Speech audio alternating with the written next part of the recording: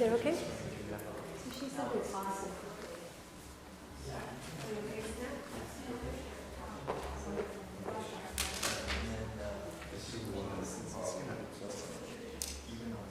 Photo in here.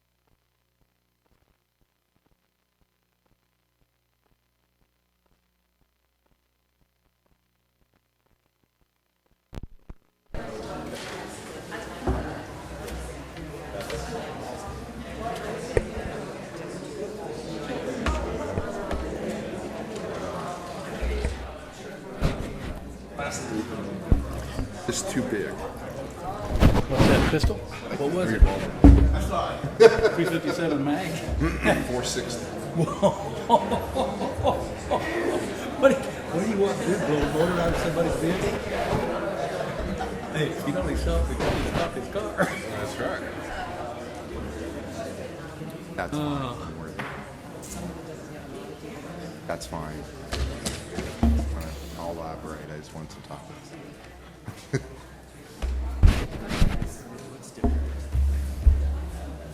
So all this stuff to the left is just. I'm just kidding. Oh, really? I heard this morning. I listened to you. Full of it. Yeah. I left home at 4 to Fresno. Oh, man. That airport is a mess. Man. Big mess.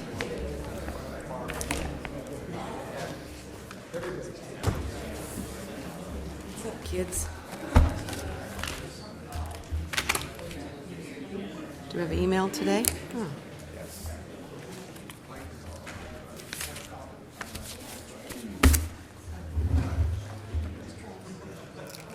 What? Probably going to be some conditions on this thing. Oh, yeah. Stuff, but that's no biggie. They No. will do that.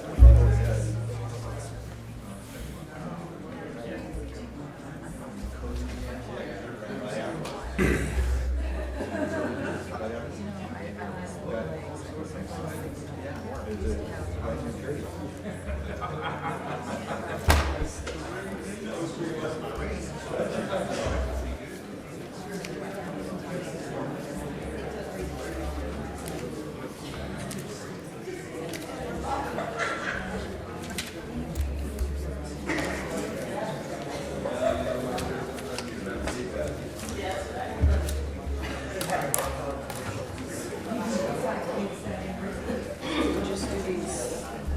Go to items not timed. Just go down the list. It's only 9:30-ish. Yeah. Okay.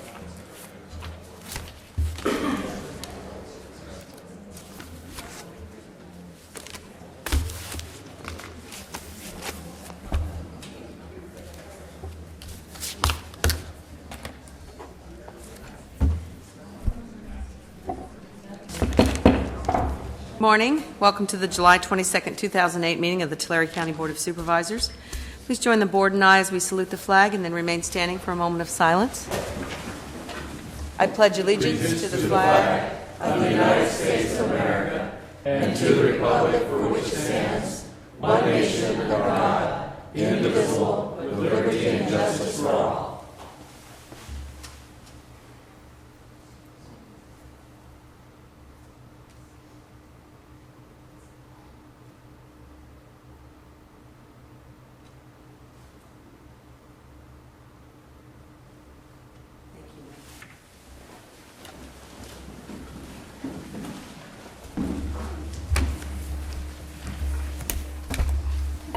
Welcome to all. Welcome to board members. Seems like we haven't been here for the longest time. I think, first, gentlemen, we should move to the consent calendar.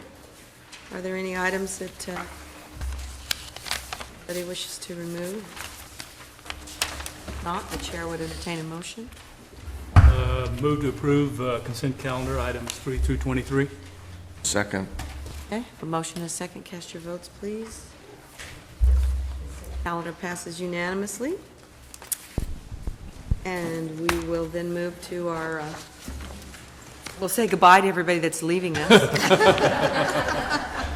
It was so nice. Health and Human Services. It was so nice of you all to come. My grandfather used to say I should have held you in suspenders a little bit longer. Let's move to our untimed items, and the first of those would be item 24.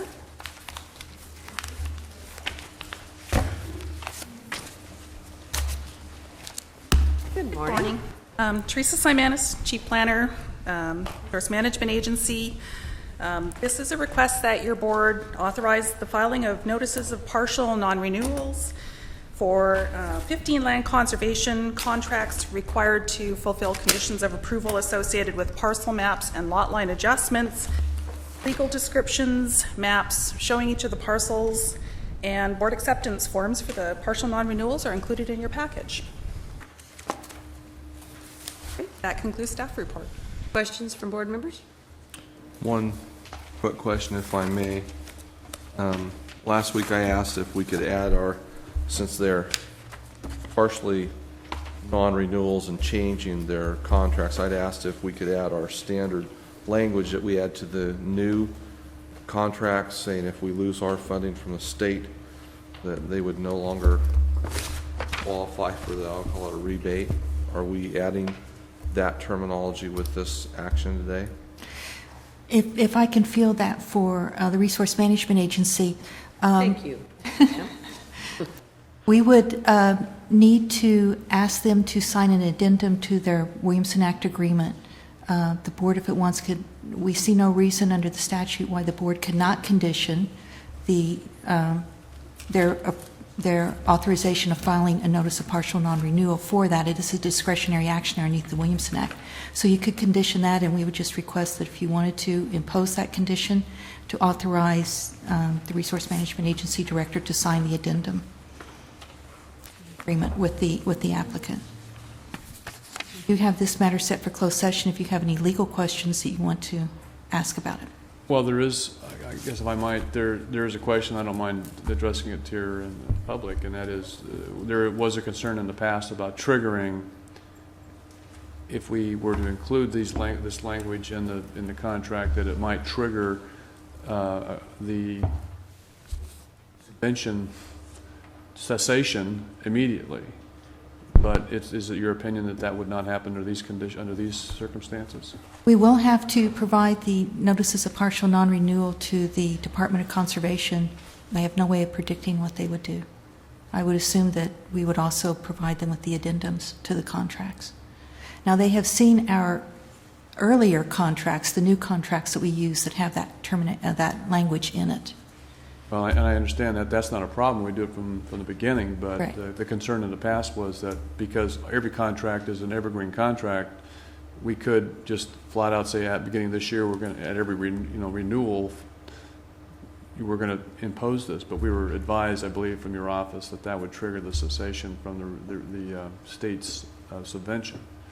My only point is that it's a somewhat dangerous track to make unless we have some kind of confirmation that it's not going to create a problem. I mean, maybe we should try one, see how it flies with the Department of Conservation. If we want to discuss this further, we'd really recommend going into closed session on it. No? Well, Yes. we could. Yes. And this would be Seeing none. closed session. It's item C on our agenda. Okay. 5 minutes. I thought this was going to be, you think it's 5 minutes? Okay. We'll be back. Super.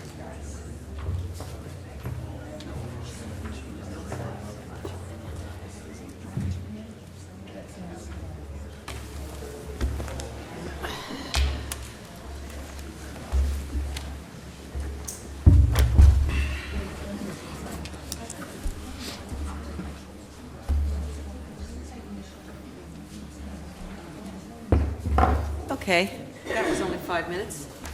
Correct, Supervisor? 7.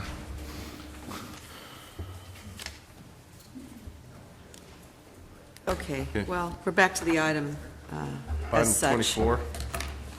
I move approval of item 24. Second. We have a motion and a second. Cast your votes, please. Motion passes unanimously. Thank you. Madam Chair, if I may just take 30 seconds here.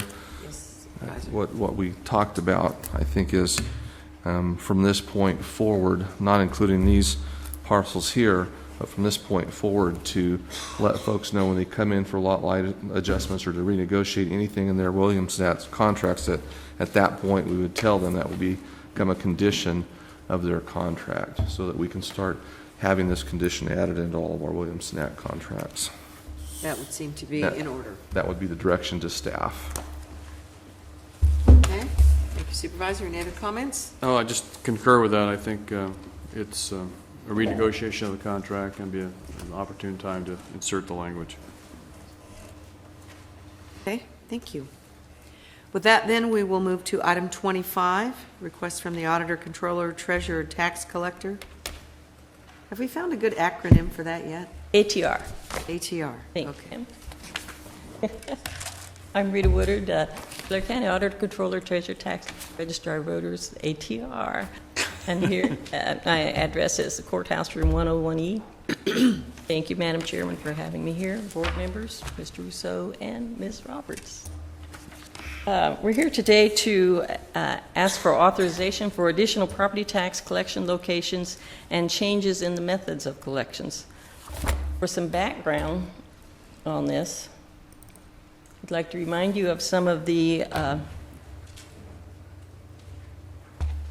like to start with some of the review of the services we have performed already in our office, that you know some of them, and we'll go over them quickly because I know we have time limit here. We have upgraded the computers and added second monitors to all the staff's computers to assist in helping them look up information and help taxpayers. We've updated our website. We've cleared the prior year audit exceptions, and we've also updated the investment manual and policy, and these things have been brought to you before. Made some phone changes. We're looking forward to having the voice over IP someday, soon we hope. But in the meantime, we're working with our antiquated system, and we've added more space to the voicemail box with no additional cost. We have a new message center to track the calls, and that's through Microsoft Access. We're working on returning calls within 2 business days when the messages are left on the IVR, and we've also updated the automated answering system, adding more information to assist the taxpayers. For customer service, we've opened more windows during peak season. We can have up to 9 windows open now, where there used to be only 4. We also have on peak times stationed employees in the lobby to assist taxpayers to make sure that they have the correct paperwork before they get to the window, make sure they're in the right lines, and make sure they're in the right office. This has made the average wait time for service on peak days, cut it from 1 hour to 10 minutes. And in addition, all staff was given... Are you serving coffee? Not in the budget, not allowed, sorry. Be a gift to public funds. That's it. God forbid. But we've given all the staff additional customer service training, which is really, a lot of comments have come out of how the differences in how staff is treating people, and people are treating staff. With the updates to the phone system and the additional windows, we've increased the personal service to taxpayers. And this is following the business plan and the goals set by this board. It's for the personal service to taxpayers to be increased. For some statistics, this is a 6-month period comparison in 2007 and to 2008, from January through June. In 2008, we gave personal service to 62,000 people versus in 2007, 56,000 persons. So it is an additional 5,500 taxpayers served, and the graph there shows you the increase from the 1 year on the left and the right. For a total year of service in 2007, we served 126,000 people personally. 47,000 at the counter, and 79,000 phone calls. Excuse me a second. And on the bar chart, you can see that we do have peak periods there. Thank you. In April, 10 is the second installment of property taxes. In June is after the delinquent notices are mailed out, and we get a lot of phone calls and people coming in. In October is when the tax bills are mailed out. And November, people are coming in and calling and asking questions. And in December 10, then, is when the second installment of secured property taxes are due. So we do have peak periods. If you take this 126,000 and say 5 minutes per person, that's 14 people with no vacation, no sick leave, no break time, no anything. And isn't it amazing we have 14 people in that office? So to give customer service, personal customer service, it leaves us no time for any collection efforts or to put the money in the bank without other help, which we do use CSET and extra help, and we also are in the program for the student help. However, on the CSET program, the hours have been cut from 400 hours per person down to 130 hours per person. Then we have to rotate out another person. Also, for the student help, they started out at 400 hours originally back in 2006 when we started doing, summer youth was 2006. They started out at 200 hours a person, now at 130 hours a person. So we have to continually rotate these people in and out. So that means we hire extra help, which is not good personal customer service because the rules on property taxes are complicated. This year, our delinquent reminders were revised. We gave the customers more information and a brighter color, and it was easier for them to understand. In addition, we put payment stubs on it to make it easier for processing in-house. The result of these new delinquent reminders was that even though there were almost 6,000 more sent this year than last, the inquiries were down 2,000. So a total of 8,000 difference about, with just changing the format of things and making the language on it easier for people to understand. As far as payment processing in 2007, through the payment processing machine, basically through the mail, we got about 180,000 payment stubs, and manually entered into PIMS was about 61,000. That's be the counter traffic basically, and bank tapes of about 79,000 payment stubs. These would be the mortgage payments and credit card payments where we can just upload them into the system automatically.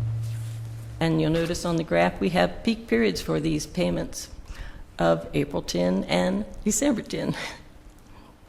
That's when we need the help. That was for a total of 320,000 payment stubs a year there. Moving forward, we're reviewing the cashiering system, and with the possibility of going countywide, we're formatting all the tax bills printed in-house at RMA. And we would like to add electronic fund transfers as an option for payment of taxes and the possible addition of new locations to collect. On the cashiering system, we've reviewed the current equipment used by all the departments out there and our department. We've done an RFI to see what equipment is available out there, and we've surveyed other departments to see what their cashiering needs are, and we're looking into grant funding to help pay for it.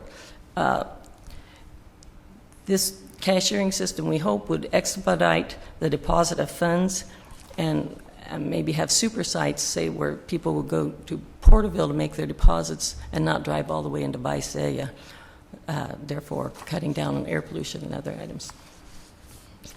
That's where we want our grant money to. We're redesigning the tax bills just like we did the delinquent reminders. Excuse me again. To give more information on the tax bills that are easier to read and understand by the taxpayers and be printed in-house by RMA.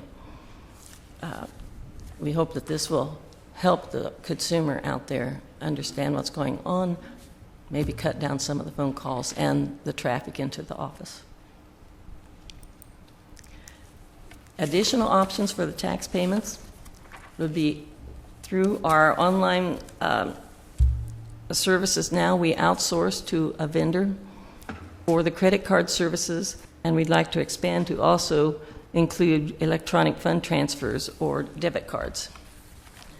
Rita, a question I have is, I know there's a charge with the credit cards because there has to be to offset the loss of using a credit card. Is that true with debit cards too, or is there no charge for the use of debit cards? There's a charge for the debit cards less What? for negotiations.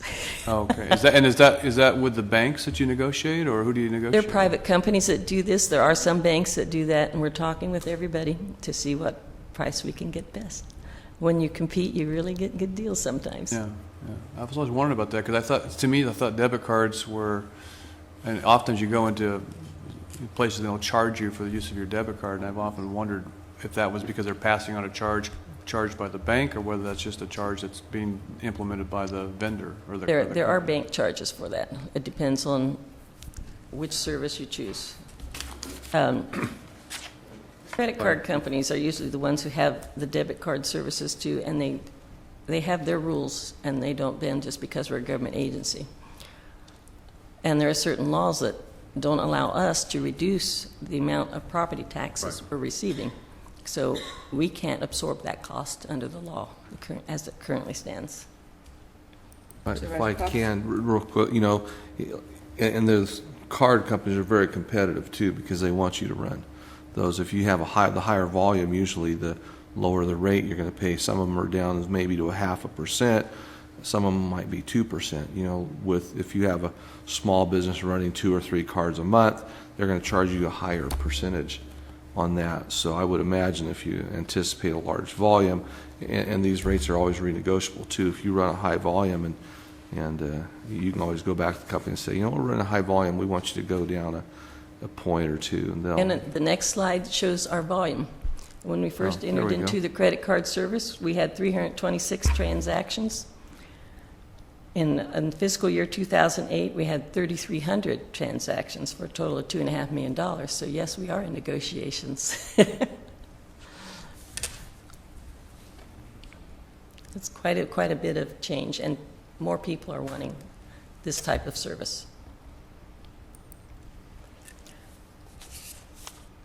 Today we're requesting for additional locations in and outside the county. Our credit card services are outside the county currently. That's with a company that is not located in Tulare County. There are very few companies located in Tulare County that provide that service. And one thing about the credit card services, hope to expand that, include other county functions in on it, not just property tax payments. Some departments do have credit card payments we like to combine. Additional locations within the county, we've been looking at a turnkey kiosk located at other county offices. They could accept tax payments as well as other county fees. It'd be like a computer terminal, and they could look up information on the county or other things like tourism information, that kind of things. So we are in negotiations with people on this too. The machines do cost money. We would naturally come back at some time and some point in time asking for the purchase of these through the purchasing agents if the price is lower. Still looking at a lot of things. For concept mostly today. Locations outside the county. I've already mentioned the debit and credit card services are outside the county. And we'd like to review the bank lockbox process with you. The payment processing stats again here of 320,000. So it's the blue lines here that we anticipate going out to a lockbox service here. That's the 120-some thousand that was on that previous slide. Here's our current mail process services, how it workflows. And this process takes up to 15 days and sometimes more. Currently, the taxpayer drops the payment into the mailbox. It's processed down to Bakersfield, and if they're not busy, they leave it in Bakersfield. Sometimes they send it off to Mojave. Last year, we had a box come back, a whole big tray. It was postmarked New York because they didn't have time in Bakersfield to process it. You gotta be kidding me. No, I'm not kidding you. And that can take 5 days or more to have the mail go down to Bakersfield and back to us. It's busy in April. New York, not New York, California. New York, New York. Okay. Then it comes back to our county mail room. It's couriered to our department. It's received by us. We have to open it, separate it, handle it, get it ready for the payment processing machine.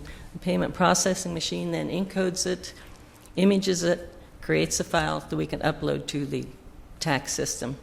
Then we manually deposit it to our bank, is taken to Armored Car to our bank, and then to the Fresno transfer station, and Armored Car then to Oakland. And then the funds are available for us to invest and get back here in our hands locally. It can take 15 to 20 days or more for all that to happen. What we are looking at doing with the lockbox process is to have the taxpayer drop the mail in the mailbox to a post office box in Los Angeles or Oakland, have it go there instead of to the office here at the courthouse. It'd be processed by Bakersfield, however they do it, within 5 days, and delivered to Los Angeles, which it takes less time for them to send the mail to Los Angeles than it does for them to send it back here to Visalia. The bank picks it up in Los Angeles at least daily, sometimes several times a day. Then they process it. They are the ones that open it. They image it. They send us a file within 2 days. We have it uploaded to the tax system, marked paid or not paid, and the funds are available for us to invest. And all this would save up to 10 days. We think that the investments we make off of these funds will pay for this system in most years. Of course, if the interest rate drops below 1%, then there could be some cost involved.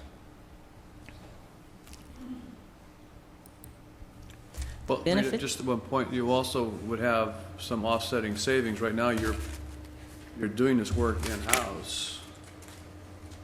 There is an in-house cost in our current system, which is avoided. I realize people are they're on staff and so forth, but given the fact they have other jobs and responsibilities to do, I mean, there is a savings there also. Do other collections effort with the existing staff. Might reduce your extra help costs or The extra whatever. help So cost is what we're looking at here. That would need Yes, to be calculated, sir. I think, into your calculations. And we can give the CSET help some other things to do that aren't so complicated. They're the ones mostly processing our payments as the extra help, the CSET help, and the students, and we have plenty of other things we can do with the current staff. We're also looking at our current staff being a lot of baby boomers in it. And so we have a lot of retirements, some last year, some next year, and more. So we have new staff coming in, being trained. Takes a little longer for someone to do something that's only been there 6 months, and someone who's been there 20 years or 30 years knows, what to do. So this will give us better cash management of the funds because we'll be able to invest it sooner. We'll have it back here locally for our hands to handle and do. Better customer service because our staff will be able to have time to help those people on the phone and those people at the counter. We'll also reduce the calls during peak season because we get about 7,000 calls a year that are, I mailed my payment and my bank has not received it yet. Do you have it? I don't want to pay penalty. Did something happen to it? So that will reduce some of the calls. It'll also increase the life on our in-house processing equipment. We have two big pieces of equipment. One to open the mail, it costs about $40,000 for that letter opener. We have a payment processing have a payment processing machine that's about $120,000. In about a year, we're going to have to replace them at our current usage. If we send this outside to a lockbox service, it could extend the life on that equipment 5 years. We will still be taking payments in-house, so we will still need equipment to do that with. Eventually, we'll have to replace it, but not soon. It extends them.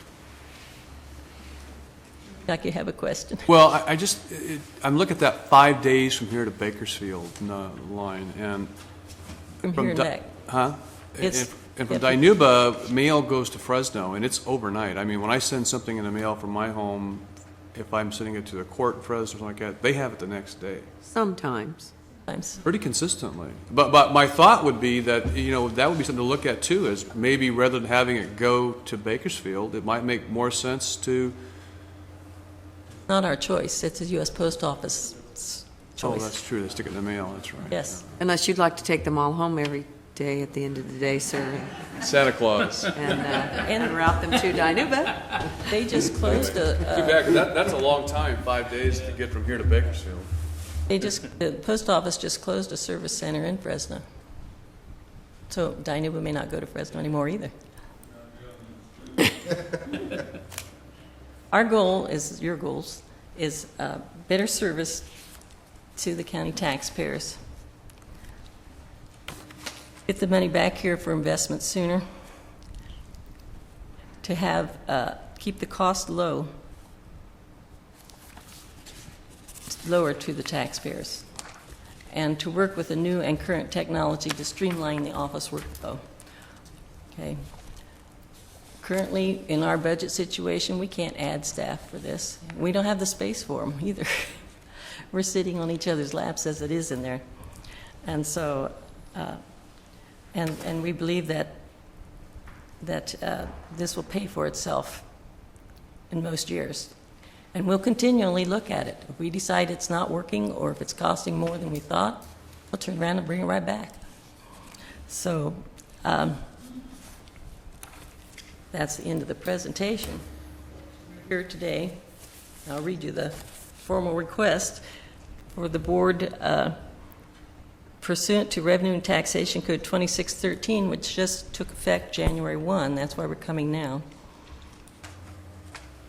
Authorize the ATR to collect property taxes at all county offices where reasonably feasible, subject to the county administrative office approval, and authorize the ATR and the county purchasing agent to negotiate potential agreements with banks, credit bureaus, or other private financial institutions within California that offer efficient and secure collection and lockbox services that will facilitate the convenient and secure payment of property taxes by taxpayers. Also to authorize the ATR and the county purchasing agent to negotiate potential agreements for the acquisition of credit and debit card payment processing equipment and/or services, and to authorize the ATR to apply for any available grants to help offset associated costs to the county for tax collection services and equipment. Naturally, when all of the negotiations are completed, any formal contract will be brought back to this board for approval if it's required under the current county contract policies. Okay. Thank you for your time and consideration. If you have any more questions. I don't know about questions. Thank you, Rita. It looks like a lot of time and effort went into this. I would assume that there's probably others using the lockbox type situation, and so. Kern County has been using Lockbox for 2 or 3 years. Contra Costa County started using it about in February. Other counties are really seriously looking at it, and we want to jump in there and get the space up before they do. Save us some time and money. Better help for our taxpayers. Yeah, I appreciate that. Appreciate the effort. Any other comments or questions from board members? Supervisor Ennis? Rita, have you got any idea what kind of savings will be over the year by going this direction? Have you got any rough figures of any kind? Time and patience, for one. Well, yeah. Pardon? Time and patience, Time for and one. patience of the customer is the most important thing. We're in negotiations Okay. as to the cost of the service, and so, yeah. We don't Well, like to I tip just- our hands. I just want to say thank you. I think it's a good effort, and I think it moves us in the right direction. And to respond to something that my colleague has said, it's kind of difficult to put numbers on all these things. As you say, we're out of space. If you had to build more office space, I mean, avoidance of costs here could be significant as well. Because as you look at trying to provide a higher level of customer service, if you have to do that by increasing your numbers of peoples and so forth, then you have additional costs. Here we're avoiding that. We're avoiding additional, just office space and equipment and so forth. So it's a little difficult to always put numbers to these things, but it's a wonderful concept of greater efficiency, better customer service, and even if we keep it at the same cost, we have accomplished a lot. And if someone still wants That's to a- mail it to our current office, they can. And if they want to walk in the door, they still can.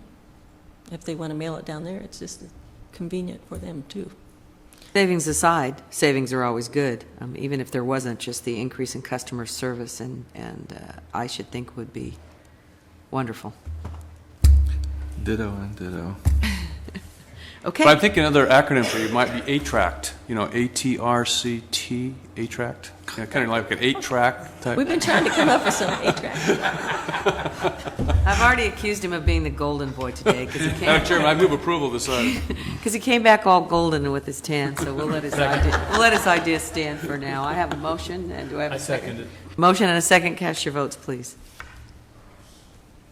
Motion passes unanimously. Go ye forth and save money. Rita? Thank you. Thanks. Okay. Back to our 9:30 timed items. First item on the 9:30 timed item agenda is a public hearing, a request from Resource Management Agency to deny an appeal filed by the City of Tulare and uphold the zoning administrator's decision. Good morning, Chairman Conway and members of the board. My name is Samuel Vela from the Tulare County Resource Management Agency. I'm a project planner with the RMA. The case before you is case number PSP 08010ZA.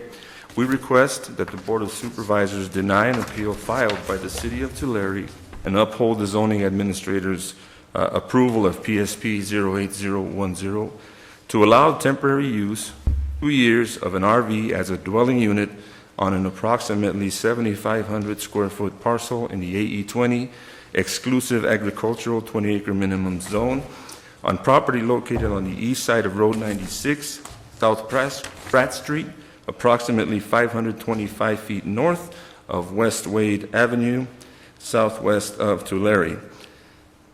The applicant, Mr. Angel Portillo, is here with us today. We're going to be going through PowerPoints. If you'll hold off on that for me for just 1 second.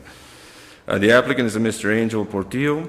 In accordance with the Tulare County zoning ordinance, temporary uses are allowed when the project is located outside the urban development boundary. The project is located outside of Tulare County's adopted urban development boundary for Tulare. The case has been appealed by the City of Tulare. The PowerPoint in front of you is a vicinity map, and it points out the site location southwest of Tulare. We can move on to the next one. This is an aerial photograph of the site and the surrounding area. Next one. This is a site plan layout depicting the layout of the parcel. I'm sorry it is turned kind of awkwardly there. Next one, please. But we wanted to have it the same direction as the other ones, with north to the top. Correct. This is the existing zoning map, which shows how the surrounding area is zoned. And the next slide. This is the location and property owners map, which also shows how the surrounding property owners in that area. And I have one more picture that didn't make it to the slide. This here is a side view from the back of the property facing Pratt Street. The building in the foreground is the recreational vehicle, RV. The building further is the main house. And the purpose for this picture really is to see that this is an aesthetically pleasing building. This is an aesthetically pleasing RV. Compared to some of the surrounding areas, this one is the Vatican, the way I see it. But anyway, What was that called? it's The beautiful. Vatican. It's beautiful. But he did not bless himself when he said it, so I think we're okay. And the mobile home will not be permanently installed. This is my presentation. Any questions? Okay, yes, I think I do have some questions for you. I guess my question is, often we see these and they are related to a particular purpose. In other words, people ask to do this sort of thing temporarily while they're under construction of a home or something like that. Was that part of the thinking here? Was there a specific reason for this request? The only specific reason for this request was that the applicant is wanting to house his elderly parents, and it will be for a temporary use. They have been informed of what needs to happen before those 2 years are over. Thank you. or expired, I should say. Supervisor Cox, you had a question? I do have a question. As I look at this, you know, all through our report, it says recreational vehicle.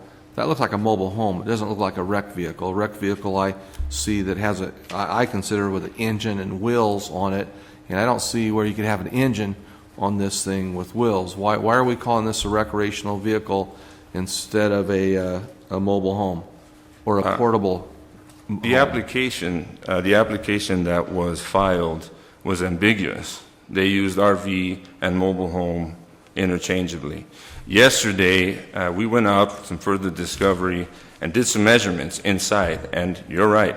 According to measurements, it is a mobile home. You need to drive a semi in there to pull it out. Does this meet our regular setback requirements? Because I see 5 feet and 5 feet. Does that meet our standard setbacks? This is an accessory structure, and as it is an accessory structure, the setbacks are decreased, which normally it would be 10, I believe it's 10 feet, the side yard and the rear yard. But because this is considered an accessory structure, the side and rear yard setbacks are decreased, 5 feet. It's a new one. I haven't heard that before. Thank you. Okay. Any other questions? Of staff? I believe that Supervisor Cox brings up a point here about the distinguishing between an RV and a home. Are there different? I'm sorry, I could not hear you. Are there different requirements under the ordinances that if you distinguish the structure or? What distinguishes an RV from a mobile home, correct? Is that what you're asking? Are you subject to different ordinances? You're subject to the same ordinance in Tulare County. But it's the same ordinance for either one? Yes, it is the same ordinance for either one, yes. Perhaps I could add Beverly Cates from RMA, that they have set this up in a temporary manner. They have used a plug instead of electrical wiring. They're using hose instead of water connection. They are using a tank on the vehicle rather than connecting it to a septic system. So it is still considered a temporary use, and that distinction between RV and mobile home, as long as it's just a temporary use under our ordinances, does not require it. One thing about an RV in the zoning ordinance is 30 to 40 years old. Probably didn't think of an RV as they are today, the size and everything.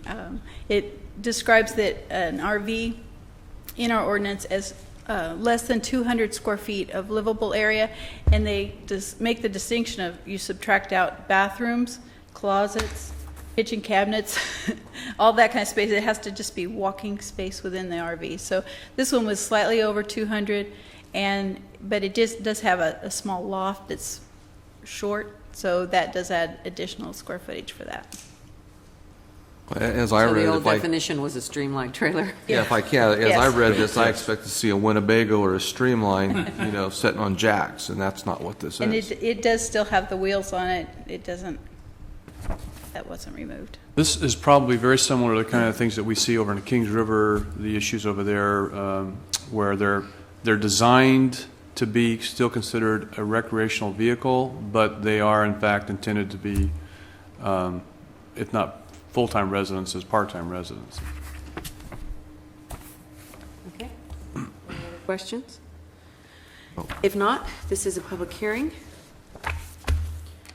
So I will open that public hearing. If there's anyone that wishes to address us on this matter, now would be the time.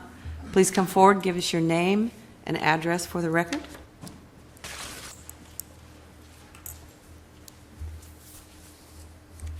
Good morning. My name is Julia Liu, and I am Deputy City Attorney for the City of Tulare. My address actually is in Visalia with McCormick, Cabot, Jenner, and Liu, 1220 West Main Street. Good morning, Chairman and members of the board. The City of Tulare is appealing this decision to grant the special use permit. We did submit our response in writing, but I did want to summarize briefly where the city is coming from with this regard to this issue. First and foremost, This decision grants a use that the city believes is not currently in compliance with the county's regulations. We do believe that this is actually characterized technically as an RV. I believe it's even got tags through the DMV as such. And so that's why we're looking at it that way. However, even if it was classified as a mobile unit, it doesn't comply with the regulations, with the county's own regulations with regard to the setbacks. And frankly, this certainly doesn't comply with what the city of Tulare would allow, and that's why we're here today. The applicants did apply for a special use permit to correct a violation of the site. Our understanding is this stems back from a violation for improper structure built without permits back in December of 2007. And although it's not apparent, it's now clear that this is being used as a second dwelling unit. It was asserted to be used for storage in the May 1st hearing before the zoning administration. We've done some research, the city of Tulare has done some research and found that it's being granted water service, electrical service, potentially septic, although it sounds like that may be a little bit different than our understanding, and even has a satellite dish attached to it. So we do believe it is being used essentially as a second dwelling unit. As such, the county regulations for second dwelling units should apply, and we don't believe they are compliant with those. It doesn't comply with the county's definition of a mobile home because that, as defined in your own codes. And then furthermore, it's not permitted pursuant to Tulare County Planning Commission Resolution 777, which is the adoption of criteria and standards for administrative action for a second residence or mobile home in an agricultural zone. And like we mentioned, the setbacks are not adequately addressed. They're saying they don't apply given that it's a mobile unit. However, the property owner has an attached permanent porch to it, so it really looks more like a mobile home than an RV. So we're looking at it from either way. No matter how you cut it, we don't believe this complies. Another major point is that the city adopted its comprehensive general plan on April 15th, and this amendment includes the subject property within the city's urban development boundary. And the city did make this clear on March 4th, well in advance of the May 1st hearing, that was probably going to happen, and obviously since then it has. So that was in place at the time of the May 1st hearing, and under that, we believe at best, I know that the temporary use allows for periods not to exceed 2 years, and again, the emphasis here is not to exceed. It could be less than that. It could have been approved as less than that, especially given the fact that it is in the city's urban development boundary. And if you follow those rules, it says that it should not exceed 6 months, and that really is what the city was getting at. First of all, we don't think it should be granted at all, but if it is going to be granted, we would request that it be at the 6-month level and not the 2 years. And then finally, another major concern is that we don't want to see a perpetuation of this use, given our concerns.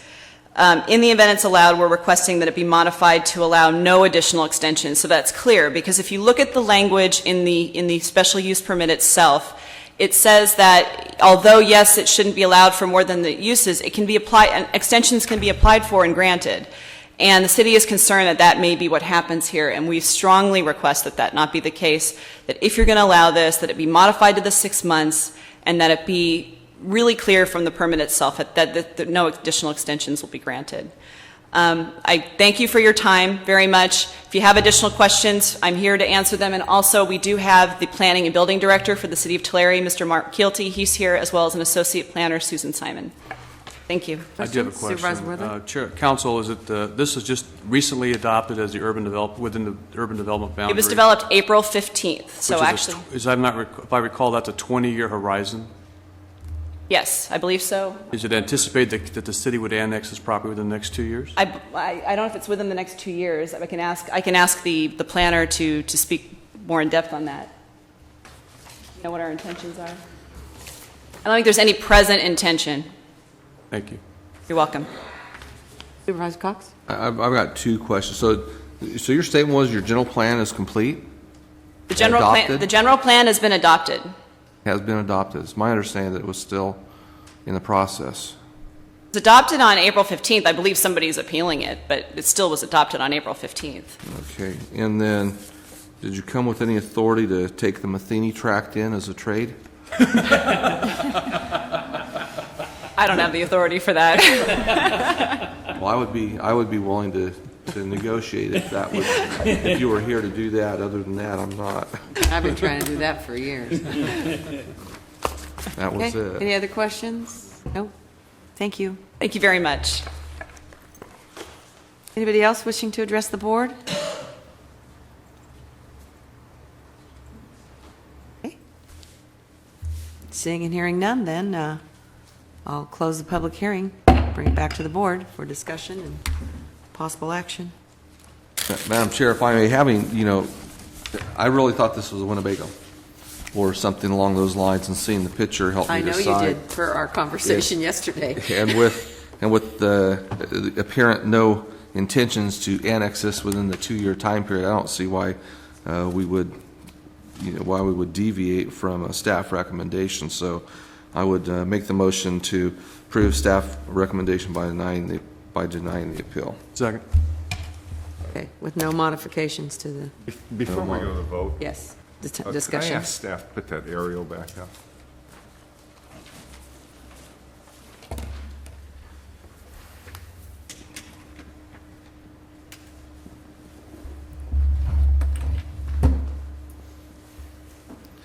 That one? That one.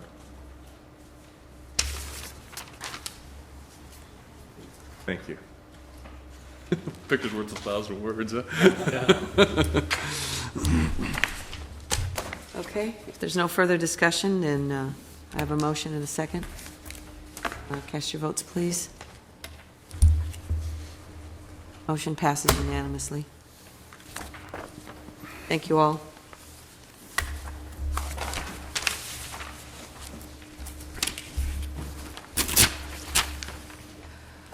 We'll move to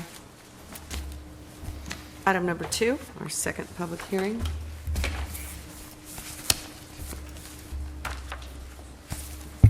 Request from Resource Management Agency regarding consideration of tentative subdivision map for tract number TM 795, et cetera, et cetera. Good morning. Good morning, Madam Chair, Board of Supervisors. Charlotte Brasuelis, RMA Planning Division. The project before you today was previously heard by your board on February the 12th and also on April the 1st, 2008. At the April 1st meeting, staff was directed to revise and recirculate the report and environmental document for the project. The report has been revised and recirculated through the State Clearinghouse as well as other agencies. The revised report addresses the concerns and/or issues as stated by the consultant agencies, as well as the concerns of others living in close proximity of the site. Revised additional findings have been included, as well as a new condition of approval, which states that plans and specifications pertaining to earthwork on the site shall be made available to consolidated testing laboratories prior to development to verify that the plans are consistent with the recommendations contained in the soils report.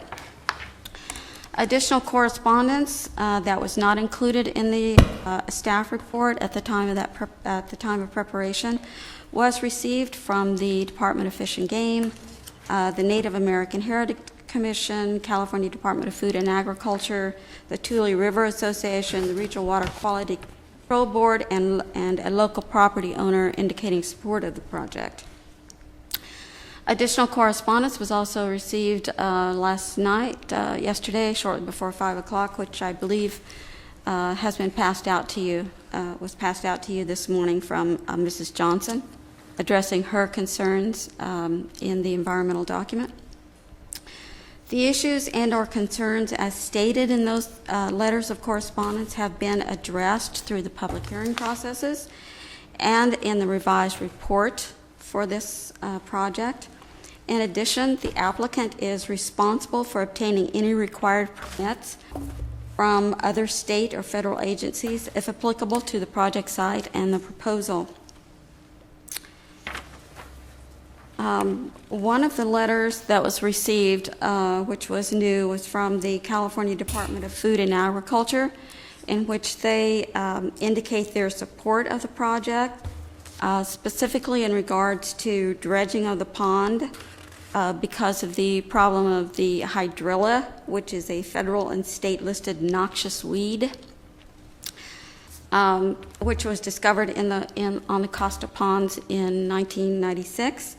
Hydrilla is a non-native, high-invasive aquatic plant that affects water delivery and storage, and the Department of Food and Ag is mandated by law to eradicate this particular weed when it is detected. Eradication efforts were implemented at the time of detection, which was 1996, which included herbicide treatments and small-scale dredging to remove the tubers from the hydrosoil. The Department of Food and Ag supports the applicant's plan to mechanically remove the accumulated sediments, in that it will aid in the hydrilla eradication efforts by removing any tubers from the remaining soil. It will also eliminate the excessive weed growth, reducing the frequent need for herbicide treatments and other weed removal methods. The overall health of the ponds will be improved, and the deeper ponds will lower the water temperatures, further reducing weed and algae growth.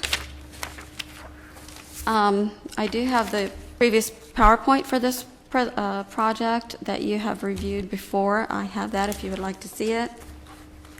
Based on the information contained in the report and the initial study, including specific studies prepared for the proposal, and based on the fact that no substantial evidence, i.e. specific studies or scientific evidence, has been submitted by persons opposing the proposal, that would indicate the project would have a significant adverse effect on the environment.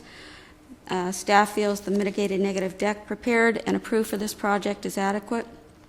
In addition, the proposal is consistent with the Foothill Growth Management Plan and all other elements of the general plan, and with the zoning and subdivision ordinances with approval of the requested exceptions. And subject to any questions you may have, that concludes staff's report. Questions for staff? Anybody? No? Okay, thank you.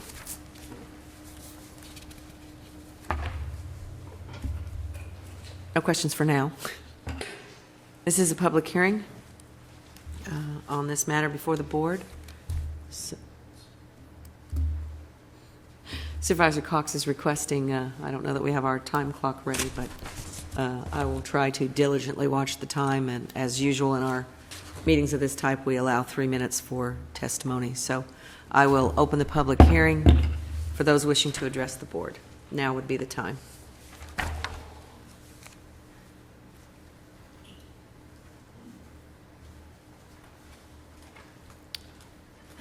Welcome. We just need name and address for the record. And you can pull that. There you go. Perfect. Thank you. My name is Diane Johnson, and I live at 33158 Globe Drive. We apologize for the delay in getting our comments to you. We had expected to be notified when the revised initial study and environmental checklist were approved and ready for review, but we were not. Though our comments are late, we hope that you will endeavor to give them appropriate and due consideration. We have carefully reviewed the documents and reports and have identified 4 recommendations for your consideration. These recommendations, including additional conditions for approval of the project, are required in order to ensure the validity of the environmental assessment. Without inclusion of these recommendations, a full EIR report would be required. Our first recommendation is to correct the environmental checklist to indicate in Section A 1 or more environmental factors that would potentially be affected by this project, and in Section B to check the box mitigated negative declaration. Recommendation number 2, as an additional condition of approval, require that the project developer hire consolidated testing labs or some other qualified geotechnical soils engineer for ongoing on-site consultation, testing, and observation in order to ensure the implementation of the measures included in the CTL report. As stated in the CTL report itself, The validity of their recommendations is dependent on testing and observation by CTL during the site preparation and construction phases. Recommendation number 3, as an additional condition of approval, require that the project hire CTL or some other qualified geotechnical firm to develop additional plans for on-site drainage that minimize runoff away from the ponds and maintain the natural flow of water to the wildlands, wetlands on adjacent properties. This condition is necessary in order to develop specific measures to prevent adverse impacts from site runoff and to enable each lot to absorb natural storm water, including runoff from the surrounding hills, irrigation, and individual septic wastewater without negatively impacting the on-site ponds or the ponds and properties beneath the southern spillway of the project. Though we understand the project's water source is more than adequate at this time, there is no analysis of the project's potential cumulative effects on nearby wells, nor is there an analysis of possible impact of polluted stormwater and new septic systems on the wells of those nearby. Therefore, we also recommend that a follow-up system be implemented to test and monitor the quality and quantity of water in nearby wells that may be affected by the project. Thank you. Okay. Anybody else wishing to address the board? Please come forward.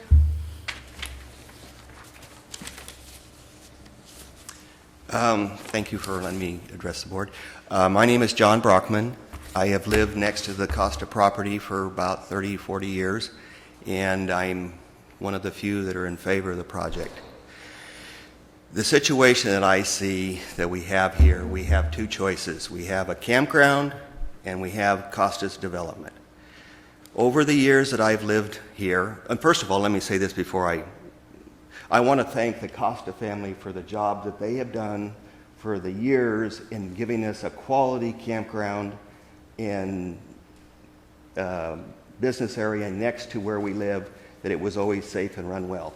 But the situation is, the things are going to change. If the Costas decide, if you vote them out of doing their projects, and the Costas decide to change their methods of the way they do, or somebody else comes in there, we could have a campground run much like the Eagle's Nest or the Deer Creek campground down along 65, where you have people living there in mobile homes, RVs or fifth-wheel trailers or so forth. The numbers can get expanded, and the whole area could be eroded because of the campgrounds. So when I weigh the situation and the choices that I have, do I want a campground or do I want a residential area? I don't want a campground, and I beg you to vote for Costa's development and get rid of the campground. Thank you. You?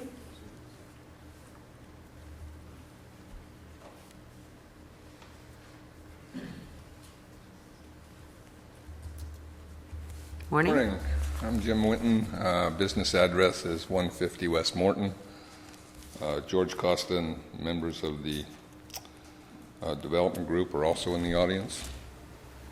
I just like to. We've been through this material quite a bit. A lot of the new information I don't think is new. It's dated. It's updated, but much of the agency information is consistent with their previous comments. The theme in the agency correspondence seems to be that you have to get a permit, or at least you have to find out if you need a permit. We understand that. We understand, as you must, how many agencies, other government agencies, are involved in your business. The Air Pollution District, the Water Quality Board, the NPDES requirements, Corps of Engineers, all of those permits, it's recognized that we have to go through the process. The letters are very clear in the penalties if you don't. The situation here is that the letters seem to speak to you need to do it now. We don't think we need to do it now because we don't think we have a project until we complete this process. After we complete this process, those permits will be either obtained or contacts will be made to determine whether they're necessary. Other than that, I don't have anything to add. Thank you. Thank you. Okay. Anyone else wishing to address the board? Madam Chair, may I request a clarification? I wasn't clear whether the staff had indicated that they had seen Dr. Andrea Espinosa's letter that was faxed out yesterday. We all got it in our mailbox. I don't know about staff. I didn't know if Oh, staff did not receive that letter. if they may want to take a minute to look through it just so that they can tell you if there's any issues. It came after hours. I only don't know think- that because I was here after hours. It was on my desk when I came in this morning, so I didn't know. No, staff has not had a chance to look at this letter yet. And we may want to get the Mr. Winton's comments on it too, since he's the engineer. They did ask about, they did make a comment about impacts on their particular water well. Oh, it seemed to be a repeat of earlier correspondence. Just But perhaps it's confirm not that. completely a repeat. I don't know. Okay, well then we will give staff. The a minute. water quality and quality will be, it is going to be a community water system regulated by the county, which means that it will be monitored on a regular basis. The water will be tested, the water quality, at various times for different agents. I can't tell you off the top of my head what they test for, but it's on a yearly, a monthly, every 3 months, every 6 months, they are testing for something in the water quality. So the water tests that were performed by Consolidated Testing indicated that there is adequate water available for this site. They also have to meet the fire department requirements for water. A fire hydrant system will be installed and regulated by the county fire department. As Mrs. Johnson's concern regarding the consolidated testing laboratories, monitoring the drainage and grading out there, like I stated, there has been an additional condition added for that all plans regarding to earthwork have to be reviewed by CLT or CTL, and staff feels that, and there are additional grading plans and drainage plans also have to be submitted to the county for approval through the engineering division. Staff feels that these issues have been addressed.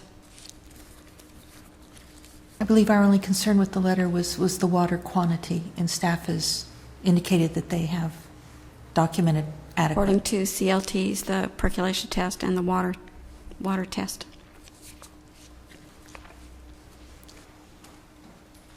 Okay. Seeing and hearing no one else, so yes, someone is out there waiting.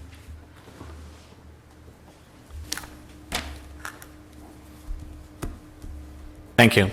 My name is Walter Jensen. I reside at 33234 Globe Drive, which puts my home directly across the street from the project. I don't want to rehash a lot of the concerns that have been brought up previously and that are in the existing reports. I would like to point out one thing. Although there is no actual zoning size requirement in the Foothill General Plan, it does state, to the greatest extent possible, new residential development should be compatible with existing residential development patterns. In the area of Globe Drive, there are no properties, I shouldn't state no, the properties are not less than 1 acre. The average home size in that area is 2 to 3 acres. There are properties as large as 40 acres in that area. The adjacent subdivisions, meaning Triple R, Montgomery Ranch, The new division adjacent to Montgomery Ranch, Fox Run, Fox something, are all a minimum of 1 acre parcels.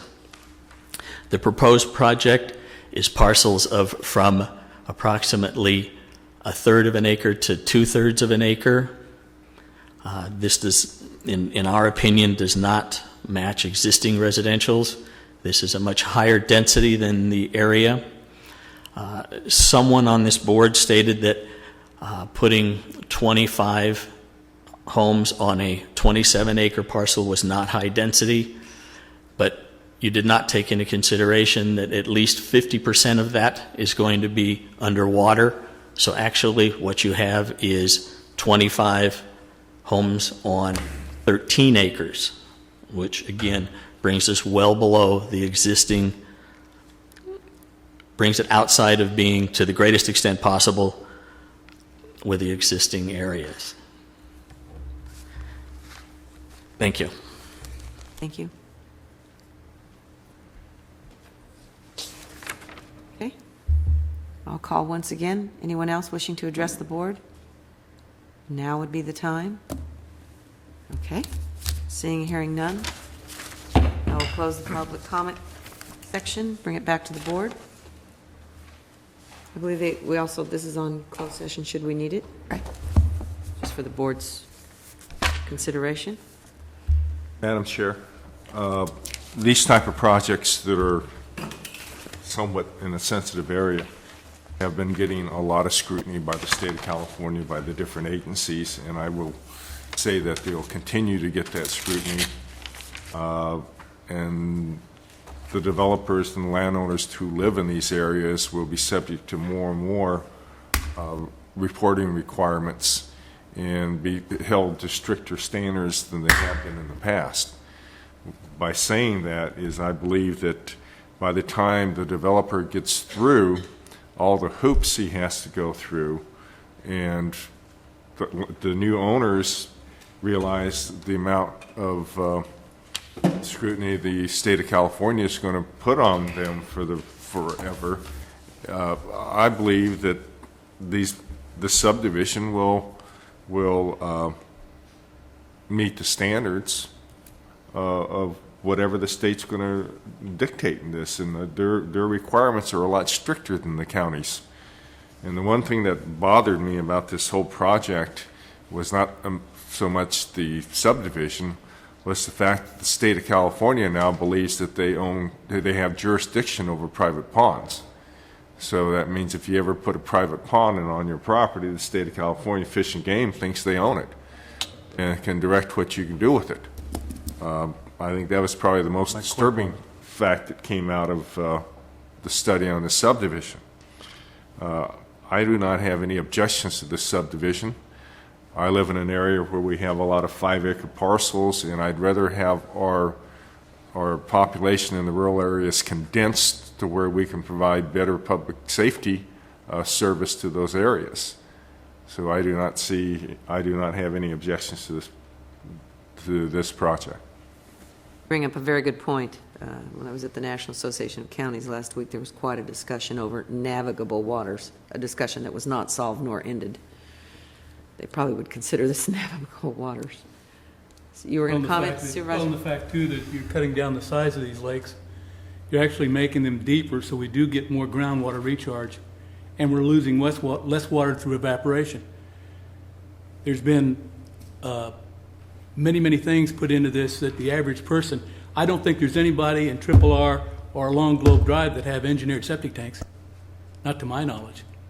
So I think this has been very well thought out. Putting 25 homes in here, we're taking care of more people on less space, and to me, that's smart growth. And they have adequate water. That's the number one thing we look at, water. They do have adequate water. So I would move to approve this project. Second. Okay, any further discussion? If not, have a motion and a second. Cast your votes. The motion passes unanimously, and I'm assuming that included all the whereases by staff. Is that a good summary? The whereases by staff? Sorry. Staff recommendations. Okay.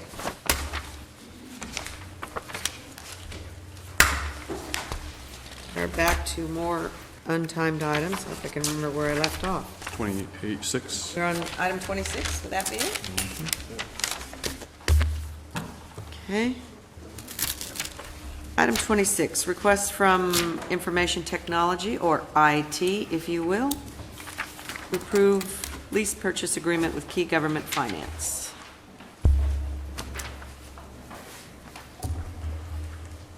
Morning, board members, CAO, County Council, Peg Yates, Tulare County IT Department. I have a presentation for you regarding the implementation of VoIP throughout the county areas. This does not include HHSA at this time. There's evaluations being done to expand it in that area. This also includes the infrastructure build-out that we started in 2005, and this will be completing it. There was a time when we had many quotes. In the world market are maybe 5 computers. I love that. No one has a reason for a computer in their home. And Bill Gates said $640K ought to be enough for anybody. Well, VoIP is a new technology, and VoIP does get some resistance, but a lot of places are jumping on board with it. This is an accepted standard now and moving forward. So someday we'll see nobody's going to have a use for VoIP. Within the county now, we have 51 various network connection sites, 62 different phone systems installed. We're moving towards a centralized IT model that is sensitive to the needs of the decentralization where it makes sense. There's areas within the county that it won't make sense to pull in a centralized, and we're going to support those also. Our challenges is the budget was held flat this current year. We don't project any increases. We have outdated equipment. It's difficult to upgrade on a regular basis. Staff development and training needs, development of standards, procedures, and policies. Tulare County, as you know, is a vast area of almost 5,000 square miles. We're in lots of places. Those little red dots represent lots of switches, and we're getting into more and more places all the time. What we've done in 2006, a pilot project was launched within IT to install VoIP. We installed it there so that we could be the guinea pigs and figure out what not to do anywhere else. And we did a pretty darn good job of that. We know a lot of what nots to do. In May of 2006, there was an agenda item brought forward to this board to install VoIP as a call center in HHSA. And this is for servicing the Medi-Cal recipients. The process was put in place to appropriately route calls based on language needs as well as other needs. And the call center has been extremely successful. HHSA will soon be presenting more information on this. I had more information in here, but I was asked not to steal their thunder, so I'll just let it be said that it's been very, very successful. May 2006 agenda also authorized the purchase of equipment for the business continuity site. This has been installed and is functional. In 07-08, VoIP was installed in the Department of Child Support, the Assessor Clerk Recorder, and the library. The purchase has been made, and the project is ongoing to install VoIP equipment in various HHSA locations, including the Dinuba District Office. Where possible, we're installing VoIP instead of purchasing more phone systems. I think the number of phone systems we have at this point is adequate. This project for VoIP will replace 37 of the phone systems that we have throughout the county. So it will become one system in the county rather than these 37. Now, we at one point had 70-something. That's throughout the county, including HHSA. This project is only doing the county except HHSA. HHSA has a few projects they're doing on VoIP themselves, but this project is only everything that is not HHSA. After we complete this, and how many systems will we have left, approximately? We've got probably, including what they're working on, somewhere around 20 systems left. Graham Gold and give them away as rewards? Or? Al? All right, I answered my own question. Go ahead. The interesting thing is when we pull these systems out, we always think, okay, we'll add to something else. We had an occasion where we needed to put voice into a leased building. The infrastructure is not in place to put VoIP in there, so VoIP wasn't a good solution, so we need phones. Well, we had a switch to put in, but we didn't have any phones. So we took the phones off a radio and telecom's desk and put them down there, and we put VoIP in there. So this is a constant juggling act. Sometimes it doesn't make sense for VoIP. When we're in a leased building and the landlord isn't cooperative about putting the infrastructure in place, we have to make a huge expenditure into a leased building, especially a short-term lease. And the one I'm talking about was a year-to-year lease, so it made no sense to put the infrastructure in place there. Our infrastructure before we did the upgrade, we had personal hubs. Personal hubs should translate to no security. Anybody can plug into it, do anything they want. Very, very scary to IT people. Here's what your wiring closet. Bowl of spaghetti looks better. Here's what your wiring closets look like afterwards. And what I didn't show you is the network people who stand outside guarding it. And if you string a cable across there, they will penalize you, like cutting off a hand the first time. So a little diligent about that. I can't tell you how good that makes me feel to see that. The first picture kind of looks like my personal closet. I know what you mean there. But I've been waiting a lot of years to see the good closet. Yes, yes. So we've got the good closet, and we're making more and more of them every day, and they are really strict about what goes in there. If you have to run another cable, you better run it through the channels. It better not be dangling. And if it's dangling, they will figure out who did it. And it won't be the only thing dangling when they're done. No more personal hubs. The switches that we put in now are smart. If you plug something in that it doesn't recognize, it says no go, and it'll shut you down. That includes plugging in computers, personal hubs, anything that gets plugged in out there. We're increasing the security of our network all the time. Why replace the infrastructure? The equipment being replaced is 10 to 12 years old. It's very difficult and time-consuming to support, and the equipment, as it gets older, it becomes more and more difficult to find parts for. Is that like an eBay purchase? Yeah, well, yeah. And unfortunately, there are a couple of areas that's where we're at. There is no other choice for finding parts.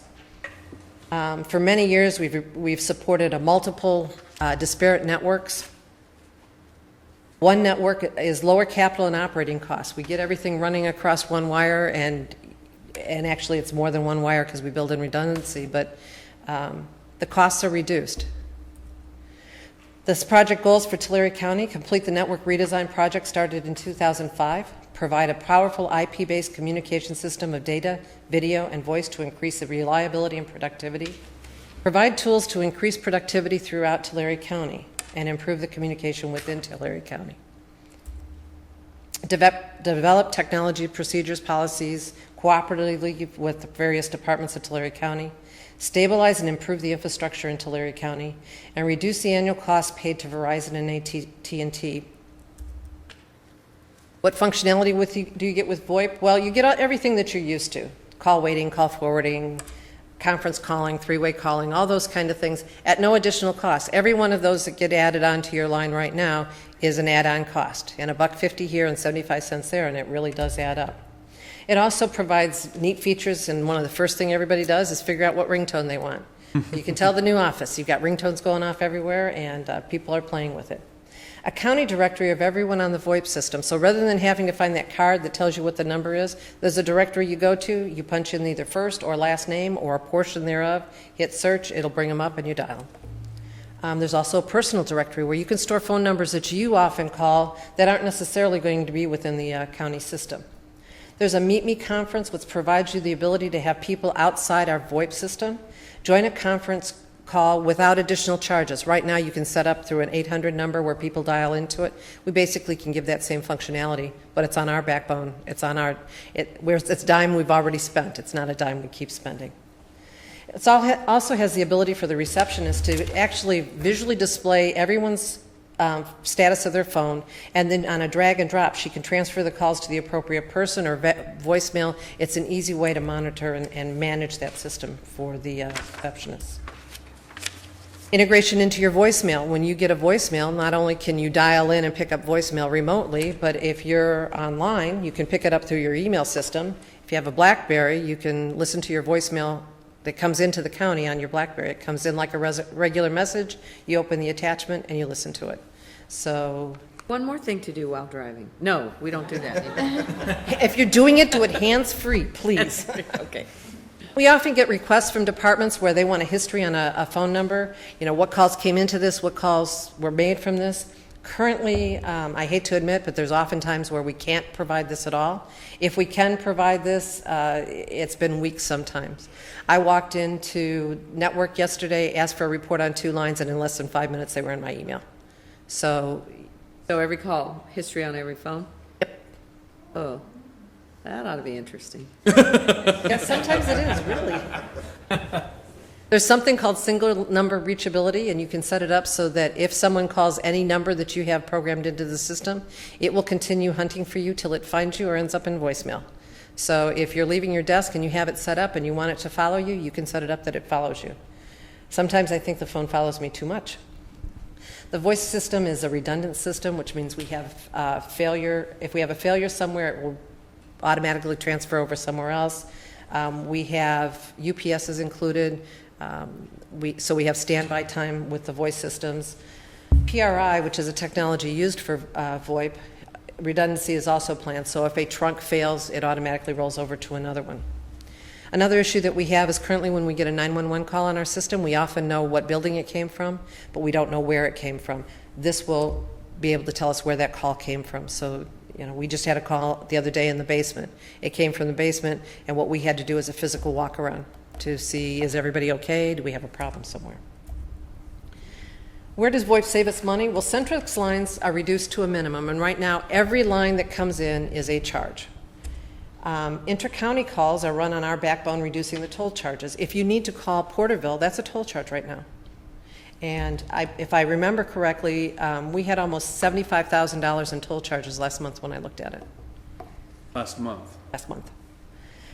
When people must be moved, they take their phone and are connected back via the network. Rather than having to have a ticket with a technician come out and they move your phone and they do the wiring and everything, if you've got a network connection, if you're already plugging your computer in, we've got you online.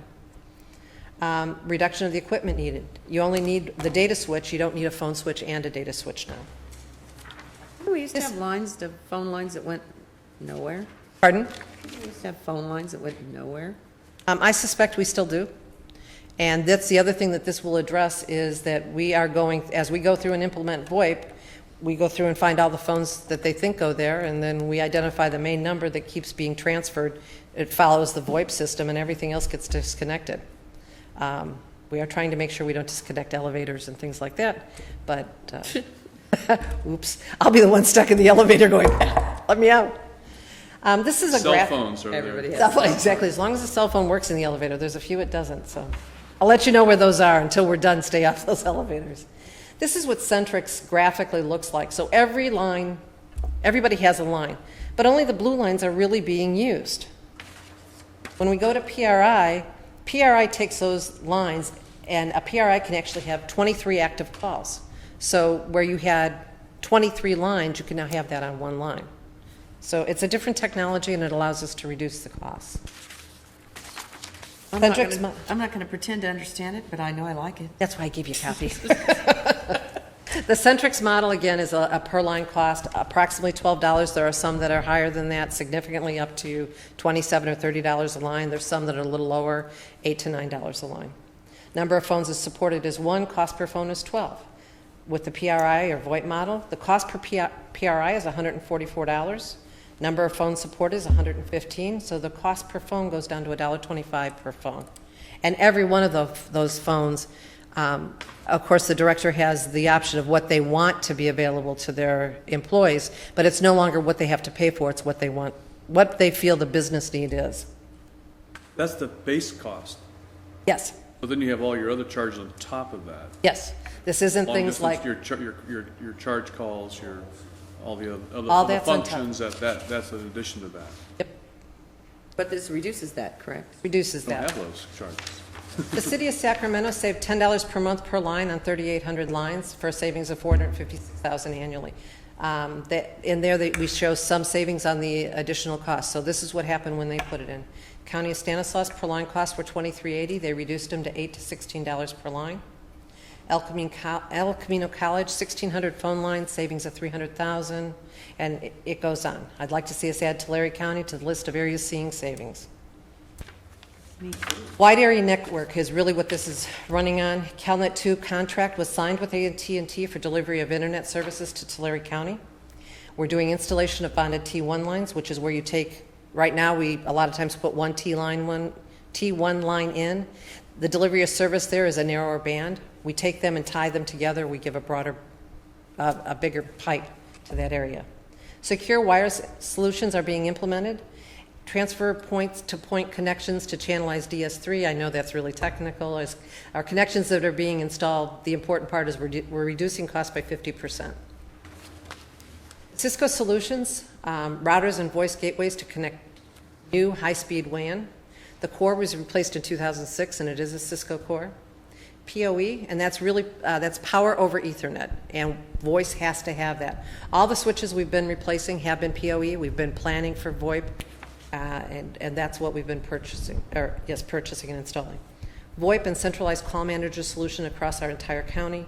Increased security and monitoring using MARS, ASA appliances, firewall. We're going to be able to better know who does what on our network and on our servers. So, A whole new language to learn. it is a whole new language, but that's why I'm here. The Cisco lease is a capital leasing program which provides Tulare County the ability to purchase this entire equipment and begin recognizing savings quickly. Savings on the telecommunication costs will pay for the cost of the lease. It is an interest accruing lease. We have a $1 buyback purchase option at the end.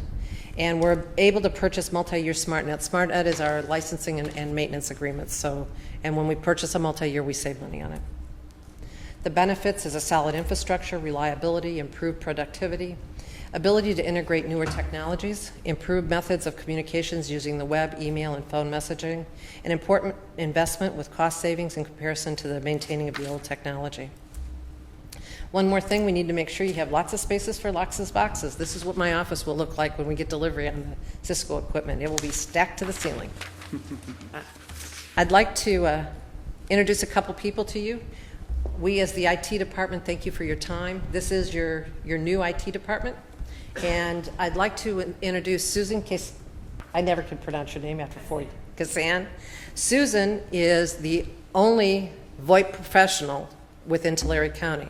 She is one of two within the Central Valley. And if we go all the way up to Stanislaus County, she is one of three.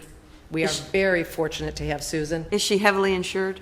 And we're working on the cloning machine now. But Susan spent a lot of time and effort actually on her own to go to boot camps and to become certified as a voice professional. We're working on certifying your entire IT. That ought to make you feel better. But she is certified as a voice professional, which means she does the design, she does the layout, she understands all this language that even though I may talk the talk, I don't have the knowledge that she does. I'd also like to introduce our Cisco partner, Graham, and also Keith. We've partnered with them, and this is how we're making things happen in the county. And Jay Jones, also stand up. Jay has kind of taken over the IT South area, and he's my right hand. Without him, I would not be able to accomplish anything. So if you have any questions, we'd be happy to try and answer them. Peg, I just have a question. Do you have an idea of how much less expensive this would be now that we're doing it now versus, let's say, if we'd have been on the cutting edge of this? Because this has been around for 5 or 6 years anyway, maybe Have I been longer. griping that long? Because I'm just thinking we're probably saving an awful lot of money by having delayed this implementation. We are. At one point when we were talking about just doing the infrastructure, I think we were looking at about $1.2 million to finish it, and that's at a little over $700,000 now. So on the VoIP technology, I don't know, Graham, could you speak to that? Yeah, the city of Visalia actually implemented a similar system back in 2000. So if you can imagine the county reducing the costs that you've incurred since 2000, that could be multiple millions of dollars. Well, they're asking more, because the equipment price continues to come down. Oh, okay. What did it cost Visalia in 2000? So really from the actual technology itself, it doesn't work the same or in a similar fashion to the PCs or computer hardware. The actual solutions themselves are around the same price. Oh, okay. So within the infrastructure, I can see where we've had some savings, but VoIP evidently has stayed pretty flat. You're still staying $500,000. Pardon? You're still staying $500,000 under what we had estimated a while back. Right. Yeah. Great. And we're getting more done with it. So Even if the cost was flat, we're getting more done with it. It's very exciting. It's a big day for you, Madam Chairman. It is a big day. Me, who knows the least about this. No, it's one of the joys of serving on the board. I don't have to know it or understand it. Just had to see it and say, we need that. We need that. And then all of you came along and made it happen. Thank you. Madam Chair, I just want to say it is a great thing, and we appreciate, Peg, all the work, and I know that the work has been ongoing for a long period of time to get to this point, and very much appreciate that. And also that it couldn't come at a better time, right, Mr. CEO? As we look at our financial situation, anytime we can, to borrow an expression from an old colleague, look in every corner, we find here a savings that we certainly will be needing in other places. So thanks very much, Peg, for your hard work and leadership in this area, and we're all looking forward to it. I'm sorry, when are we looking at from a completion standpoint? We're looking to have this piece of VoIP installed within 6 months. We have a 6-month no payment window with the lease, so we're looking at having the installation done in time that we begin to recognize that savings to start paying for the project. So Susan will be busy. But the county, 6 months from now, I hope to have the county on voice. We intend to come back towards the end of that, and by the end of this fiscal year, my hope is to have the entire county, including HHSA, entirely on voice, except in those lease buildings where it just doesn't make sense to do it. And I appreciate that, too. The item does look like a request to me. It's a request to me, or to you. Madam Chairman, Well, I mean, we're not just accepting a report. I would be think more it's- than happy, on your behalf, to move the approval of this request. Second. Thank you. Or- Cast your votes, please. You look at my vote, Madam Chair, I was listening over the internet back there and did read through your PowerPoint, so, You assured me that you do that, Nice. Supervisor, so yes, ma'am. it's all good. Thank you so much. Motion passes unanimously. Imagine that. Thank you very much. Okay. Let's see, is the next one another fun item? I'm not sure. Item 27. I need to contain myself. Request from the CAO's office.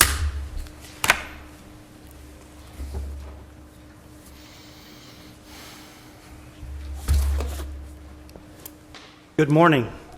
Ted Phipps, Capital Projects Coordinator. Before your board this morning is the request to award the Visalia Library roof project. On May 20th, 2008, your board authorized the advertisement for bids. The new roofing system will be a mechanically attached single-ply roof membrane with a 20-year no-dollar limit warranty. Bids from 8 firms, as summarized in the agenda item, were received and opened on June 26, 2008.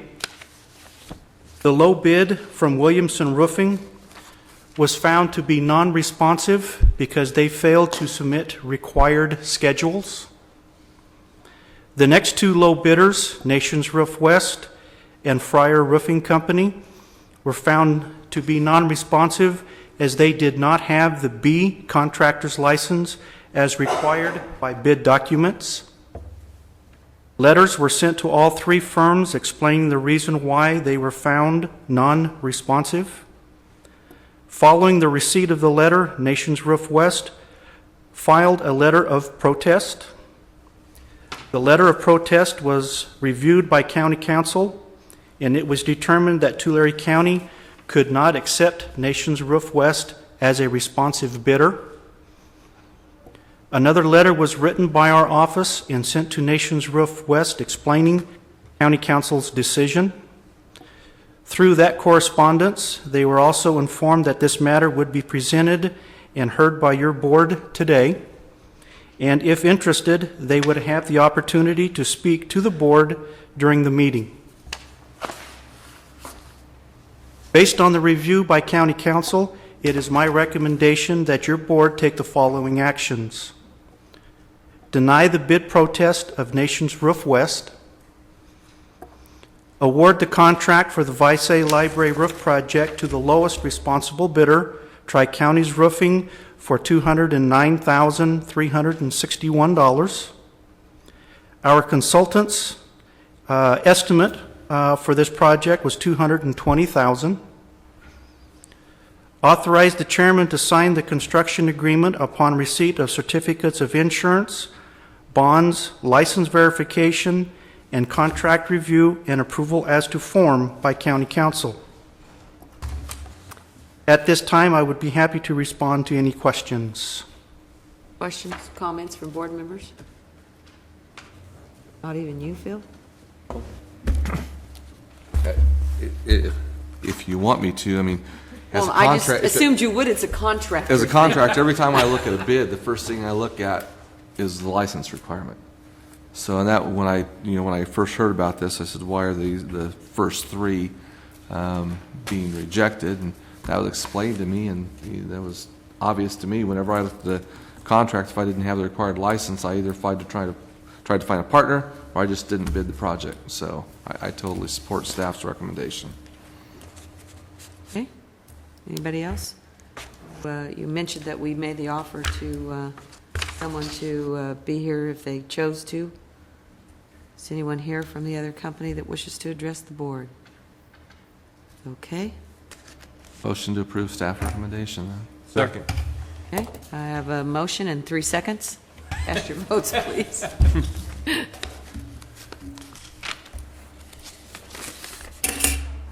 Activated too late, so I went back and, Cancel yeah, you're not those. on, Phil. Your light's on. Now it Okay. is. So we all have to vote again? Is that what you're telling us? Here, I can't see. There we my are. light from here. Okay. Motion passes unanimously. Thank you. Thank you very much.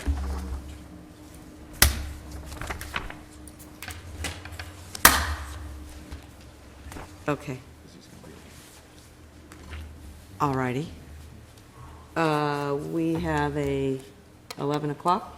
We have an 11 o'clock appointment with outside counsel. We should probably break at this point. It would be for closed session agenda items I, J, and K. Actually, yes, I, J, and K. And I don't think 5 minutes is enough time for item 28. So we will break, go get ready for a phone call, and then we will be back.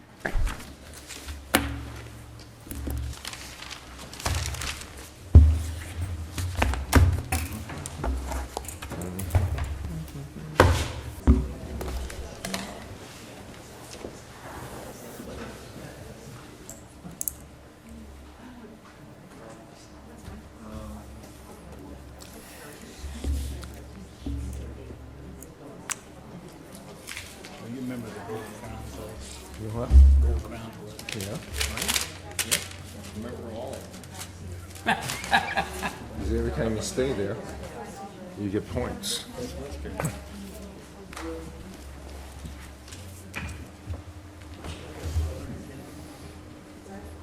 You still need? No, we made a decision, I'll let you know. Okay? You made, Paul?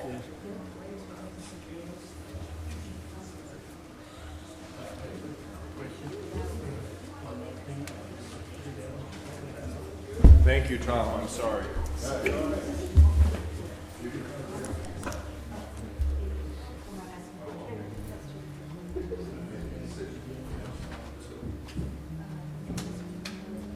Well, I'll let you know.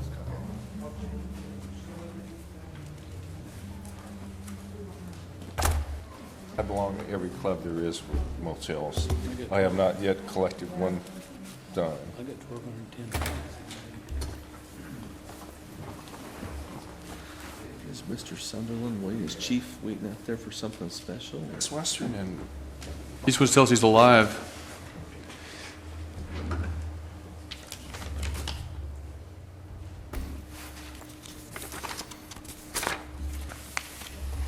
Henry, you had a vacation? It's coming up. It's coming. It was coming. You already went. I did. Yes. He liked it so much, he's going back.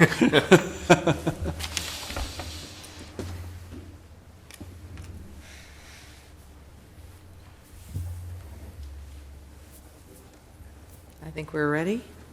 We'll come back into session.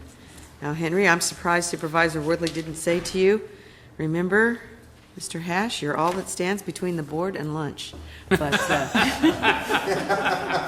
I know that he would never say a thing like that, nor would I, certainly would I not. So, welcome. Thank you. One thing I'm sure, Supervisor Conway, I don't want to stand between the board and anything. Especially lunch. But thank you. Henry Hash Resource Management Agency. We are very excited today to be before you for this workshop because I know that recently, especially recently, some of you have been interested and would like to show more involvement in all the grants that we receive in CDBG or other areas. RMA is involved in applying and receiving millions of dollars of grants every year in CDBG. In this case, we have a public hearing before your board next Tuesday, and we would like to have this workshop to have your input and your comments. Your input and your comments are really important, and they do matter. We still have the opportunity to change things as you see fit today, and this is something we plan to do in the future and come to you, make sure you're always involved with all the comments, because I think you know better than anybody as far as what is the need of community in your district, and we respect that, and we thank you for your interest. With that, I'll turn this to Mr. Bill Hader. I'm going to keep the microphone nice and high so you don't hear my stomach growling. Bill Hader, Assistant Director, RMA. That was good. Just a little brief history of the Community and Development Division within the Community and Development Services branch. The ComDev division was designated as a division in the Tulare County Planning Department in 1984, which means next year we celebrate a quarter century. When I joined the division in 1988, we had a staff of 8 members, approximately 12 budget units, and a total annual budget of about $1.5 million. Today we have 14 staff, 114 budget units, or approximately 40% of all of them within RMA, totaling several $million. We also encompass the functions of the housing programs, community improvement, economic development, film commission, airports, redevelopment, microenterprise, large-scale developments, construction trades training, and biz coordination with the EDC. Currently, we have 34 active grants within the division. We have 15 that are in various stages of either we've applied for them, or waiting word, or we'll be coming back to your board in the near future with a request to apply. And one caveat on grants. Grants are kind of like heroin. You get one, you want more. We have tried over the years to balance the needs of the communities along with the ability of staff to deliver, and I'm very proud of my staff from that regard. In our 20-year history, I can only think of 3 grants that we ever lost, which is quite a record. We have the #1 housing program in the state with HCD. And a few years back, we had the 2nd highest scoring application for funding with the State Infrastructure Bank. I'm going to turn it over to Lori Mercer to give the presentation on the grants program, and thank you for your time. Thank you, Mr. Hader, although I prefer to think of grants as like cookies. Well, I guess I can still say good morning. I don't have a Vatican example for you, but I do hope Bill will continue to provide comedy relief. So that was good.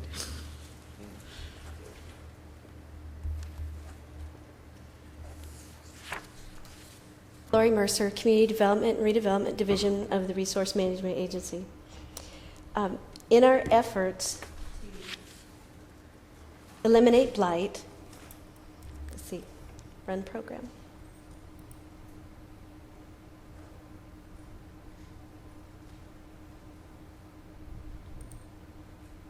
Where's start?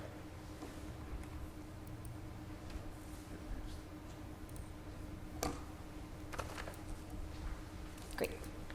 In our efforts to eliminate blight and provide for healthy, vibrant communities and fulfilling our goals and objectives, it is also our responsibility to empower the residents. We need to provide them the tools to help them help themselves.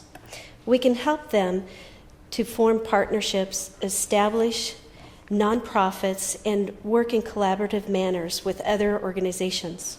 We can also teach them to apply for funding, and this empowerment will allow the residents to continue helping themselves long after we are gone.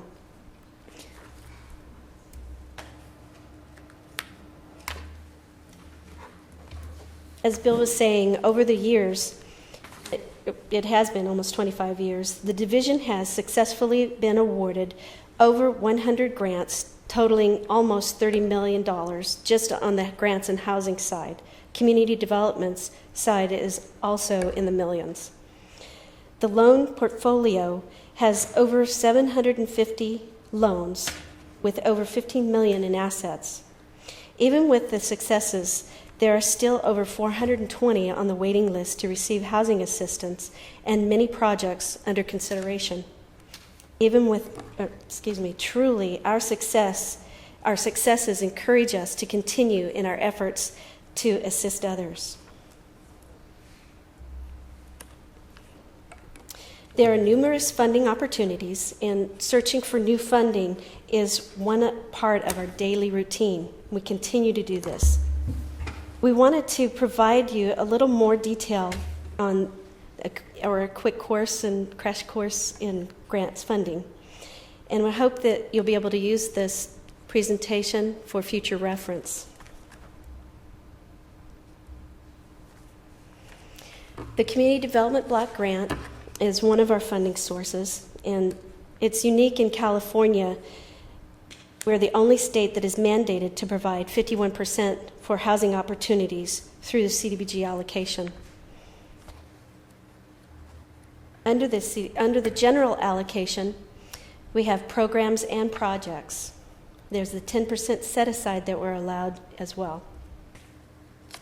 The general allocation programs include housing rehabilitation, and with the housing rehabilitation program, or with this allocation, we have typically applied for housing rehab. That's because of the 51% mandate. We qualify and compete very well for it. But also under the housing rehab activity, you have projects such as Plainview, and Plainview is receiving funds for water laterals to connect to the new distribution system. Under the programs, there's also housing acquisition and public services. Projects include public improvements in public facilities, public improvements in support of housing new construction, and housing new construction. The 10% set-aside activity does not go through a competitive process. We have attempted to apply for activities that do not compete well. For instance, community centers, they're wonderful activities, yet when it comes to competing with other jurisdictions, they're not as competitive. So currently, we have up to $150,000 that we can do for the 10% set-aside. Under the general allocation, we have a rating and ranking, and all of the CDBG allocations have a rating and ranking. We've provided you the information for the rating and ranking, and Tulare County scores extremely well because of our need, and that's under the poverty index and the need for activity. We also assist very low and low income residents and individuals throughout the county, so we meet targeted income group benefit on a regular basis. We strive to have projects that are ready to go, and we also have great performance. Our staff is excellent. The economic development allocation has the enterprise fund and the over-the-counter activities. Under the enterprise fund, we have business assistance, typically in the form of loans, and microenterprise program, which is technical assistance, training, and loans. Our microenterprise program stands out among our peers. The program, project successes, and staff's management has kept our performance ratings very high. The enterprise fund rating and ranking is similar to the general allocation. Again, being ready and receiving other performance reports, performance points, demonstrating our capacity is how we compete so well. The over-the-counter allocation provides economic development opportunities that greatly enhance the county's economic well-being. We are working towards a more aggressive economic development program utilizing these funds.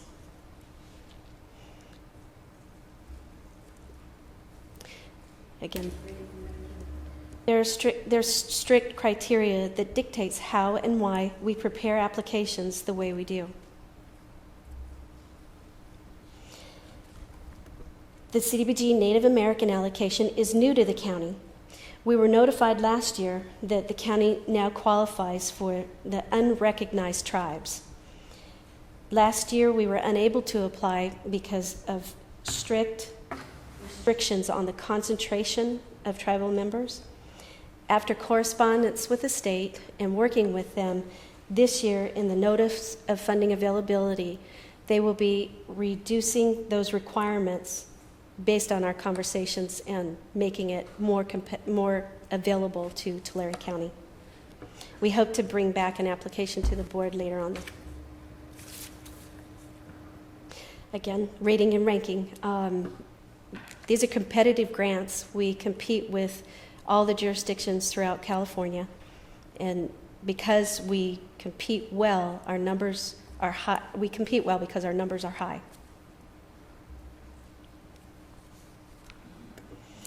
The funding limits were raised this past January. The limits are subject to change, and Assembly Bill 2188, which just passed in this July, made permanent the flexibility to change the limits in the future. Previous limits were $870,000 overall for the CDBG program. Typically, we had $500,000 maximum that we came in for housing rehab programs, and an additional $300,000 for an economic development type activity, and $70,000, $35,000 each for 2 technical assistant grants. With the new funding limits, and again, in January these were increased, we scrambled to try to come up with projects that were ready to take advantage of the $1 million project allocation, still using the $500,000 program allocation for housing and helping the state meet its 51% requirement for housing activities.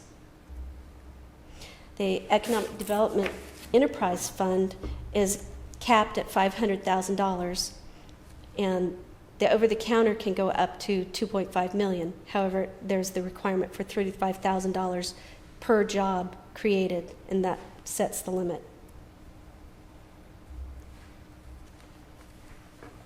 The Native American funding limits are $1 million per unrecognized tribe. If we have 30 unrecognized tribes, we can come in for $30 million, depending on the projects that we set up. And it will take into account not just housing activities, but it would be public works, so it would include infrastructure needs. Madam Chair, Lori, do we have any idea how many unrecognized tribes we have in Tulare County? If I remember correctly, I received some information from planning staff. We had 10. Wow. Depending on, even if you have unrecognized tribes, you still have to find a concentration of the members living here and living in certain areas. Again, the concentration requirements have been raised.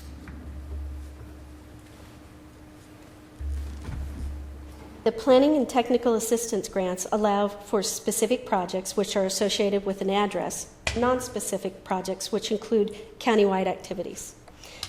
There are several ways we can combine the grants. Ultimately, there are 4 grants within this one application or allocation. We will be coming to you, I believe, on the 12th with applications for the technical assistance grants. Another funding source is the Home Investment Partnership Program. You're familiar with the programs that we have brought to you in the past for housing rehab of first-time homebuyers with a maximum of $800,000. We also have the opportunity to apply for the projects, and the projects would be first-time homebuyers. Ultimately, the assistance will be provided for mortgage down payment assistance. We can apply for $1.5 million, and we can develop housing as projects, either rental or subdivision type projects. The Cal Home program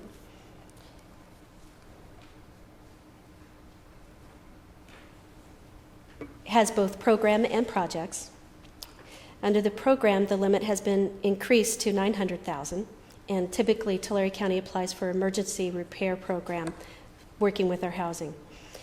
They also have project funds. The project funds, however, you have to have developer experience, and currently we hope to gain developer experience through our redevelopment project area housing activities and other areas, but right now we do not qualify. You can't partner, if I may, you can't partner with a developer to achieve that status? Not for the Cal Home program. We asked that specific question because there are a lot of developers that we're working with, and they will not accept the developer's experience. They only want us to have the experience. So through our construction trades training program, our housing activities within the redevelopment agency, we hope to gain that experience, and once we do, we can partner then with developers that are throughout Tulare County doing projects already. The Infill Infrastructure Grant Program is new and came out this year. It's based on Prop 1C, and we hope to come back to you in the spring of 2009 with applications for that. Additional resources are out there. We are searching for new resources all the time. This is a list of just a few of them. We do hope to come back to the board for direction, in particular for the BEGIN program, the Building Equity and Growth in Neighborhoods. Our opportunities are endless, given staff and time. We often wish we could have the gift of time and give it to one another. We always attempt to maintain a can-do attitude. As stated earlier, we are researching new funding sources daily. The project list is ever growing, always evolving. A copy has been provided to you for your review, and please add to the list as you see needs and let us know so that we can search for funding. We thank you for the opportunity to provide this information to you. We must continue to be passionate about the work that we do and those that we seek to serve. It is in the difficult times that we have our greatest opportunities. I'm hoping that you have looked at the project list. As you can see from the slides, the reasons for the project selection in the past is sometimes not obvious, but if you use this as a reference, we hope you can see that the criteria that we have to compete with and what we need to apply for. It's also based on what is released from the state. If there's new funding that we have out there that we've discovered, we need to be able to scramble quickly and come up with an application and try to have a project that is actually ready to go.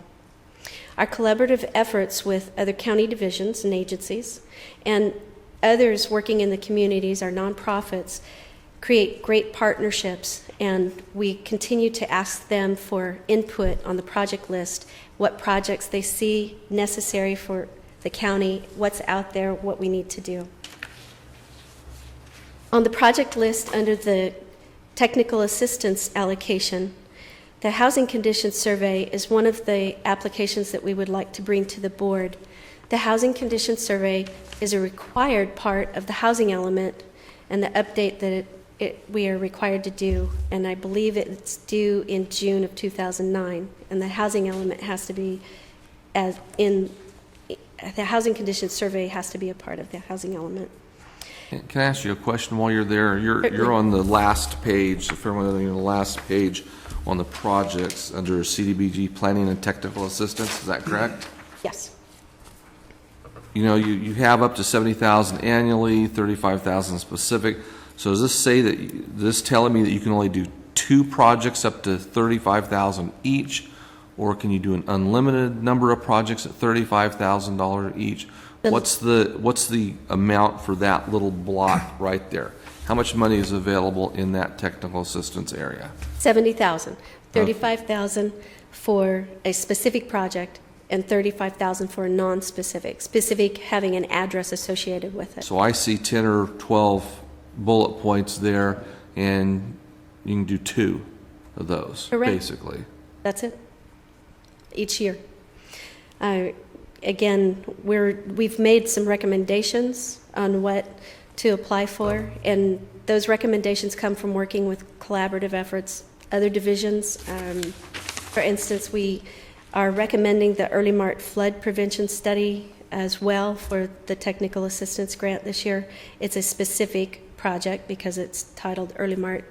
We're working in Early Mart, but we're working with the flood control division. I'll have to get the exact name. In working with them to come up with what the project would be. I don't even see that on this list. Again, this is an evolving list. We've added additional projects to the list. You have an updated list we can look at? Because certainly you do. just mentioned one that's not on here. I certainly do. And we will add to the list based on your comments today as well. White River. If I may, Madam Chair. Lori, I just want to make sure I'm correct. We have the list and there's some staff recommendation, but this is really the opportunity that the board has to make your recommendation, your changes. You may have other priorities and other things that you would like to see. We can replace them. This is why we are here before you. This is the opportunity right now. I want to follow up on this Early Mart. Yes. You're working with the flood side of doing some studies. Well, we were allocated, set aside $327,000 from the state of California to study the flood potential of White River. And then the federal government, I believe, came up with another amount of money to match the state money. And at this point in time, I'm not sure where that's at, because it involved the Corps of Army Corps of Engineers. Army Corps of Engineers. I just want to make you aware that that money is sitting out there. And it may be to the point we may lose it because we haven't used it. We briefly discussed the potential for the project, and again, this is a potential project consideration list. So working with them, if I understand correctly in discussing with Jim May, the Army Corps of Engineers will partner with the county, and the county can then also partner with DWR, Department of Water Resources. And if, for example, the project, if I got what Jim was telling me correctly, if it were $300,000, the Army Corps of Engineers would come up with $150,000, and then the county and DWR would come up with the other $150,000. Well, I think we have the federal and the state set aside. I'm not familiar with that, and unfortunately, what we don't know is how all the projects work. What we do try to do is combine the funding sources so that we can have a better project and hopefully tap into the general fund less, come up with the grant sources so that we don't have to. Well, contact me later and we'll follow up on this, because I think you have 2 parts of the puzzle that are already complete. Additional projects under the economic development allocation, we're looking at the blight analysis for Terabella, Ducor, Strathmore, and doing additional redevelopment formation plans, reports that need to happen for those 2 areas to become a redevelopment area. Other items on the consideration list, and as you can see, it's extremely long, and we'll continue to add to it. Under the general allocation, the state is going to add back community revitalization, and that will be one of the, along with housing, rehab, public works, public infrastructure. And the community revitalization will take into consideration all the different activities within the allocation. So you can take a block of homes, work on those, do the infrastructure in the street, all the different pieces and parts. If I can on this, I guess you're at the, I'm looking at some of the housing here. Do you partner? I know the mental health now has $4.5 million for 3 years to provide housing for mentally challenged, we'll call them. Or do we partner with them in some ways because it seems they have a lot bigger dollar amount than what we do? Looks like if we were to partner with someone like that, we get a lot bigger bang for the buck. There is the continuum of care, which pulls in a lot of the nonprofits throughout the county as well as HHSA, and they're working together for homeless activities, different allocations from the state for the homeless activities. We have attended their meetings, and we do try to support them wherever possible. We have worked with them to partner our clients with their clients and make sure that all the different programs can work with each other.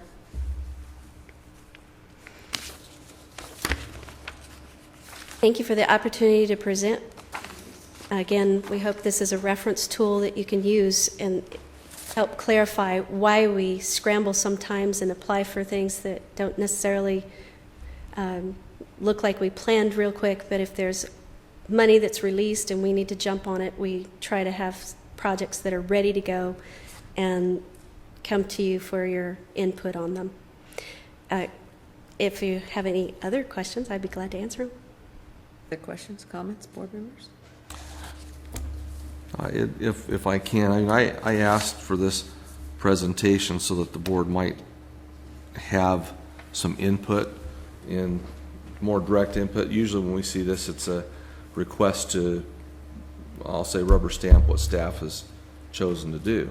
And I was hoping that the board would take a look at the list of projects and say, well, instead of you picking the projects, maybe we ought to pick the projects. So I'm hoping that's what the board will do over the next little while here, is take a hard look at these lists, talk to your constituents out in your areas and say, you know, what do we really want to do? Because for a while, this has been, I guess for the last few years, Bill, this has been very staff-driven. I wouldn't say it's necessarily staff-driven, it's community-driven. A lot of these projects are derived from our contact with the communities. Our project advisory committees, the community service district, public utility districts, the schools, self-help enterprises. We reach out to a number of organizations to develop these lists. However, the key issue is... my communities are not outspoken at all. No, well, I think not that's much. I think that's a fair statement. That's really been kind of my experience in my district, is that usually it's the project area committees who determine what they want to do. Sometimes there's a little bit of a conflict because they might want a community center, or something like that, which is not feasible or the right use of some of the funds and that sort of thing. But well, I know in your district now you've got one that's looking at a community center that now there is funding for that there never used to be. So opportunities, like Lori said, opportunities come up, and sometimes they're only here for a couple of years and then that program goes away. So we try and take advantage of it while we can. And we have a number of projects scattered throughout the county that are in various stages right now that have come from prior lists that we'll provide you with that information as a summary of where we've been, where we're going. If I can, on the set aside, you mentioned the one community center in Supervisor Worthley's area. Are you able to do a multi-year set aside? Because if you want to build a community center, you might be able to improve something existing, but if that's not going to work, you're not going to build a community center for $130,000. No. Could you make a multi-year, 3 or 4 year commitment of that set aside to build a community center and use those as payments to, build it today and pay for it over the next 4 years? What I would say to that is no. However, in working with collaborative efforts, CSET, other nonprofit organizations, we are working on combining funding sources. Redevelopment agencies, in other words, you might be able to take all the different funding streams, put them together, and get a project that would work, otherwise would not. And some of those you can do what you're talking about, like redevelopment funds, they can set aside money that way. Well, I asked that because from, the city's, coming from the city point of view, some of those funds are dedicated for 4, 5, 10 years to pay for projects that are done today. Right. Typically, our grants are 30-month grants to spend the money. So we have 2.5 years in which from the date we're awarded to build something. But So you could do a 2.5 year. Yeah, they're not multiple year grants. They're one time only. And again, it depends on what the state releases through the NOFA process. The 2005 CDBG allocation is actually what they call it a 3-year grant, even though it's same as the other ones. It's 3 sets of 500,000 rolled into one. So instead of 30 months, it's 90 months for that grant. But to take the 150,000 and keep going back and asking for the 150,000, it would be a completely different project. They don't allow you to apply for the same project. However, the 150,000 is also leveraged with 100,000 from the Goshen redevelopment project area for the Goshen one, and we were able to take advantage of workforce housing grants when they were available for 3 funding years, which was not a competitive process. It was a reward for doing low-income housing within the county areas, and we were able to utilize funding for an Ivanhoe Community Center and an Early Mart, hopefully an Early Mart combined community center with other projects. So, and I asked about specifically about the Ivanhoe one because now there's a possible change in ownership of that building, that those funds, I don't know if they were earmarked specifically for that address or if it was for the community, and the desire now of the community, I believe, is to build a building on the adjacent property, which you're not going to build for $150,000. The funding source was for a non-specific site. It was for a community center. And again, we'll research and try to find other funding sources to partner with and leverage. I'm going to address that one. That particular facility, we've gone back and forth on in the years. We were looking at the adjacent property and we couldn't make it work. So if it's coming back around, I would prefer to do that rather than what we had planned to do. And I think there's an effort in the community now to work with those folks that own the adjacent property and they want to see something happen there. That's when we can companion redevelopment funds with the grants. One other thing I would comment on what Lori said of being the competitive process. This is an open competition statewide. We always tend to score well because of, unfortunately, our high unemployment and our poverty index. And the other criteria that require that we have a project ready to go. That is something on, when you look at that list, you may want something in there on that list, but you have to remember it has to be ready to go.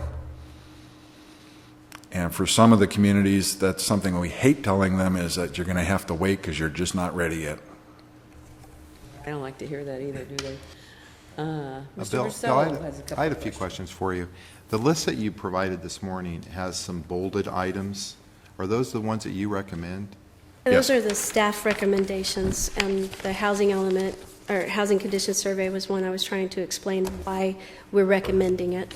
The blight analysis. It's either $35,000 in grant money or $35,000 in general fund. All right. Well, and He understands that language. And you said you'd provide the same list from prior years so we can see what you guys have selected in prior years? Yes. Okay. And how much you received in each block, right? Okay. Thank you. Great. Thank you. Thank you. Time for lunch.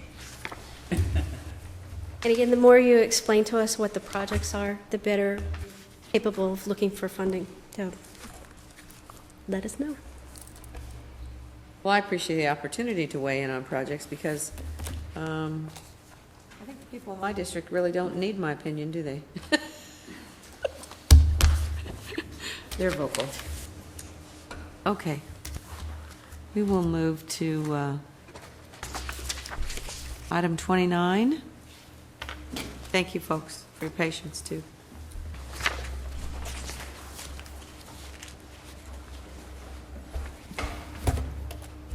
Good afternoon. I know you're already looking forward for that lunch, so I'm going to make it real quick.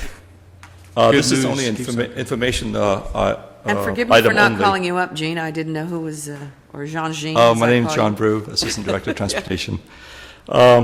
This is only an information item, only showing the bid opening results of from 13 bidders for the construction of Road 80 project from 2-lane to 4-lane. This is a 3 miles long project from Avenue 304 to Avenue 328. This item will be brought back to your board on July 29th meeting with a recommendation for award of contract.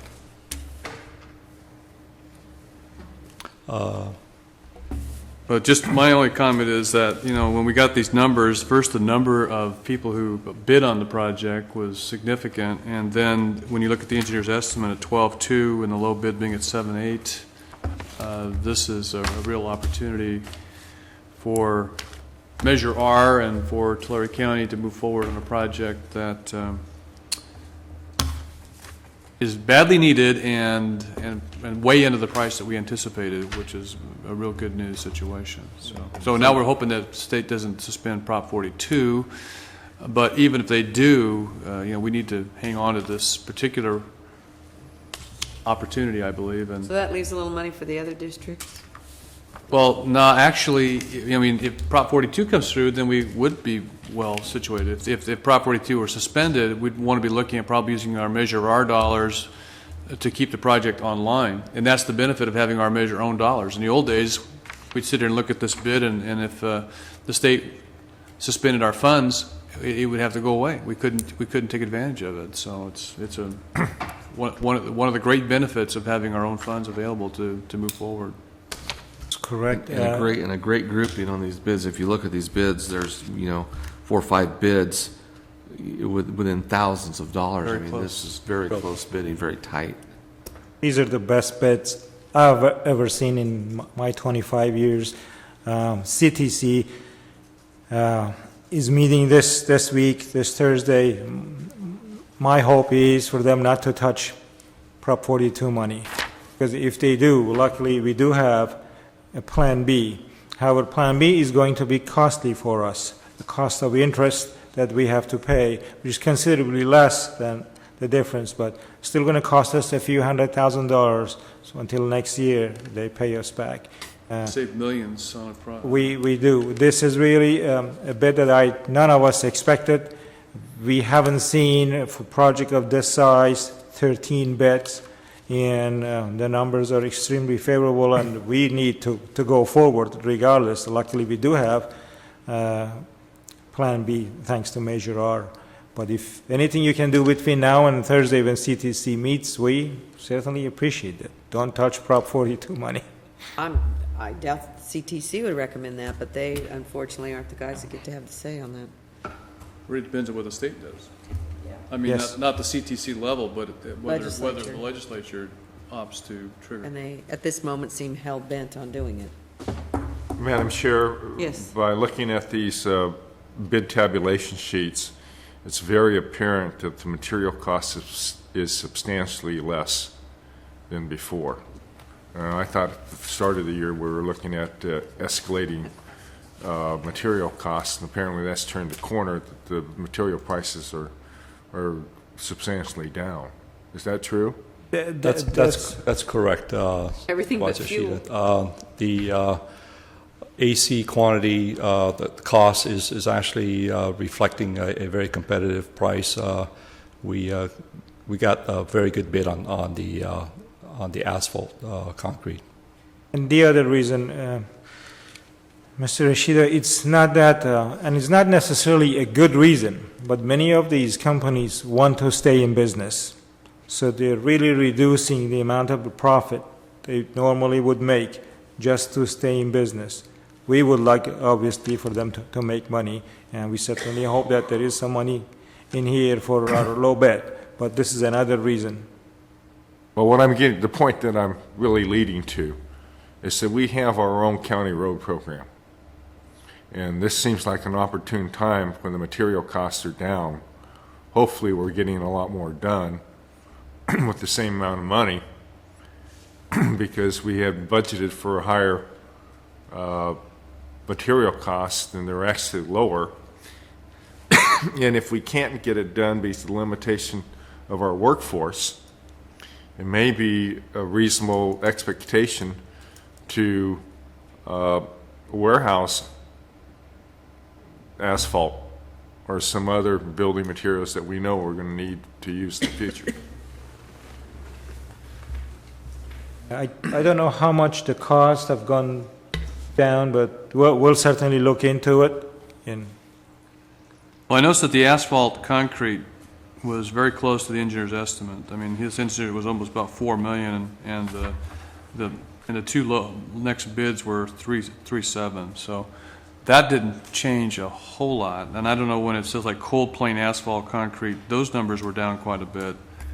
But it looks like the main product, asphalt concrete itself, didn't drop a whole lot, pretty much on the mark. But there's different things. I mean, obviously, as a contractor, they have different ways. So I noticed that Lee's Paving, which is low, I mean, their mobilization cost was estimated at $600,000, and they're looking, because they're here locally, it's $41,000. So they were able to save $500,000 right there. They're on site already. They don't have to go anywhere. Yeah. Well, this item will be further discussed next meeting. Well, it's great information, along with a lot of other good information today. So, thanks. Thank you. Thank you. thank you all for your support, and really my thanks to our RMA staff to really push this. If you remember, this would have been next year's project, but I put a look at Supervisor Wortley, and because he's been promised this for a long time, and he's working millions in favor of us by just being on top of it. I can't help but say this all occurs actually in District 3, but that's all right. It's all right, we won't let you forget it. It's moving in the right direction anyway. We won't let you forget it. 2 miles of it is in the city. Thank you. Okay, thank you. Thank you. Thank you. I know, I got to stop blaming you for all of that, Supervisor. Isn't that part of the the fees for that new industrial park out there? Are they coming back into this project? Some of this will be, yeah. Some of it, yeah. Okay, item 30, Board of Supervisors matter. Supervisor Ennis? Well, this last Saturday, I had an opportunity to go up to Ponderosa, and that's not Bonanza, and that's not Cartwright's Ranch. That's in my district. It's up on the Western Divide Highway. Went up there, and they... Paul and Haas weren't there? Yeah, they weren't there. Anyway, went up and they fixed a lunch for me, and then we got to watch their fire brigade train. And Adam came up from Camp Nelson, who has been training them, our captain down there, and put on a real display. They had 20 people there, and they just had a mock fire and got in their truck and went out. And as people showed up, they hooked the hoses up, hooked it up to the fire hydrant, and had those hoses going within 2 minutes, which was just outstanding. And really, and that Adam is a taskmaster, because they got done with this one deal, we loaded it all up, and they did it again. So, I mean, these people in these areas, that's the key, because you've got to protect yourself. They know they're out there, they know they're in these rural areas, and they know they've got to be, they've got to protect themselves. So it was really a fun deal, interesting, and got to see some training. So it's good. Thank you, Supervisor. Supervisor Yoshida? Yesterday, I attended the House hearing on water, and there were several things that were apparent to me. I believe that the federal government some in the federal government are getting impatient with the state legislature on solving our water issues, and I think that was probably confirmed when Feinstein stepped in with the governor trying to sort out some type of resolution. But I could see from the other House members, they're real concerned about the state legislature not being able to step up to solving our water issues.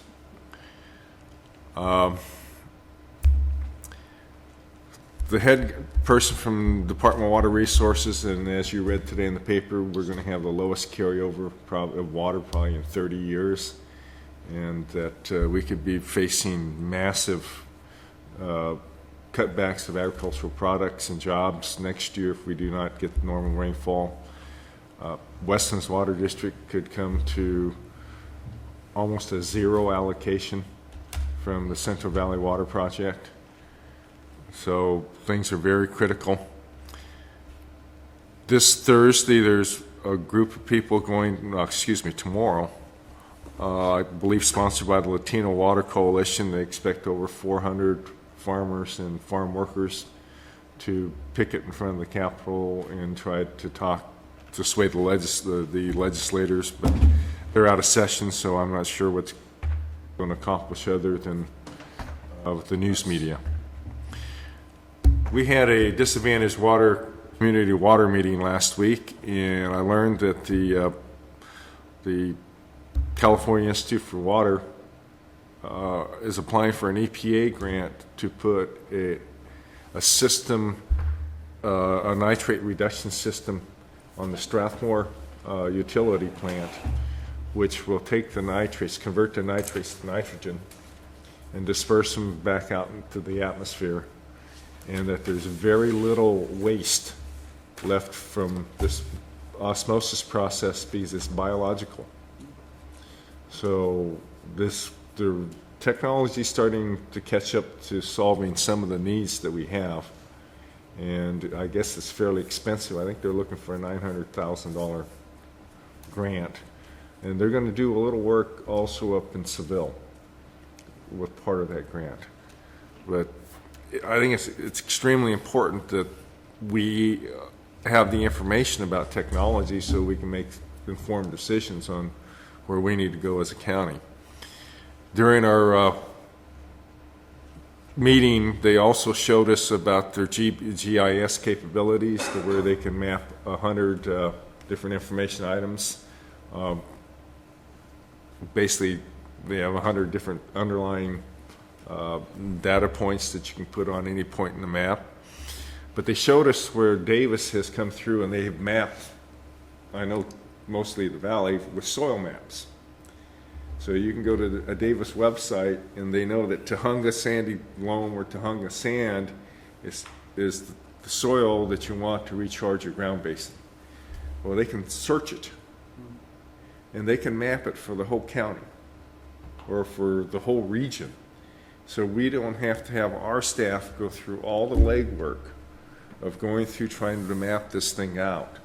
And I think it's an extremely important tool for us as we set our general plan policies, to where we can map the areas of these soils that are conducive to recharge close to metropolitan areas or to other communities, to where we can save those type of properties from future development.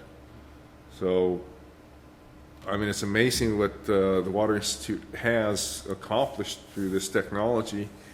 And I invite anybody who's available to our Water Commission meeting next Monday at 4 o'clock at RMA, and they're going to show the technology, some of the things they're able to do right now. But it certainly gives the information that the Senate, that the congressman wanted in a form that they can understand, and that is through basically graphics. And I don't think the Congress, the chairman of the commission, really knew about this technology, because I think very few people do know about it. But you can tell the whole story and go right before them, give them the story through graphics today. And it answers all their questions on what are you trying to accomplish by asking for X millions of dollars for recharge. You can show them exactly where it goes. It's not haphazard. It's all done scientifically. And I believe the Water Commission and this county is on the cutting edge of being the first ones to utilize some of this for grant requests. So that's all I have. Is that the Water Institute from Fresno State? Yes. Dave Zaldaski, I don't know if you know him or not, who Headset, who chairs that, is now going to, I just got an email today that he's going to be fulfilling a similar job for the, for all the UC systems, because they've done such a Well, the fantastic Water job. Institute is not only Fresno State. No, but it's located, that's the one. Yeah, that's where it's located because It's partially funded by the Davis. California Partnership for the San Joaquin Valley. Davis and I believe UCLA have an important part in this. Dave's been tapped to head all of those. Yes, how was your week, Supervisor? Oh, it was wonderful. Our former colleague Jim Maple said to say hello to all of you. I had a chance to visit with him for a while. Just going along with the water theme, last Saturday, 2 Saturdays ago actually, the Dinuba began their operation of their new reclamation project, also known as a golf course. Their water facility. And then that's a tremendous project where a problem, which was the mounding of water underneath the sewer farm, is being used to provide water to a lake, which is then used to irrigate a large golf course operation. And Commercial venue. And then it is pumped out of the ground again and put into the potable water supply of the city, is now operational. And so it's, I think, a good object lesson for other communities to look at opportunities to emulate something like this, because it takes a problem, converts it into a real asset, and puts more water back where it's needed. So I believe the board needs to take a tour one of these would- Tuesdays after the board meeting. And they have a very nice place we could have lunch there. CAO wants to go, I can see. Thank you. Supervisor Cox? This week will be the first meeting of the Youth Commission, where they will go over the application forms for the youth program grants, and hopefully pick a time when they'll distribute those. We have been working on several step-up events. Of course, the November 20th youth event will be held here in Visalia. Ivanhoe is planning or Step-Up Ivanhoe Pride event in August, and Dinuba is also planning a step-up event in October. So lots of work going on. We've completed a budget, like each of the supervisors look at the budget for the allocations of monies in their areas for events, and encourage you to seek participants. We might have found a Porterville group to do something in Porterville, and we're pursuing that as we speak. Thank you, Supervisor. As you all know, I attended the National Association of Counties annual meeting. They always find the warmest, most humid locations they can find every July. Maybe it's purposeful to make sure everyone stays indoors into the meetings. Yeah, but the weather wasn't that bad. But I had an opportunity to give my final report as the steering committee chair for membership for NACO. But one of the things I brought back, in addition to a lot of information, and I will tell you all later, the big floor fight over what is considered a navigable water was very interesting. In some folks' eyes, it's every mud puddle that comes along.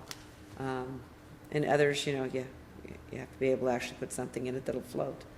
But I got a printed out report.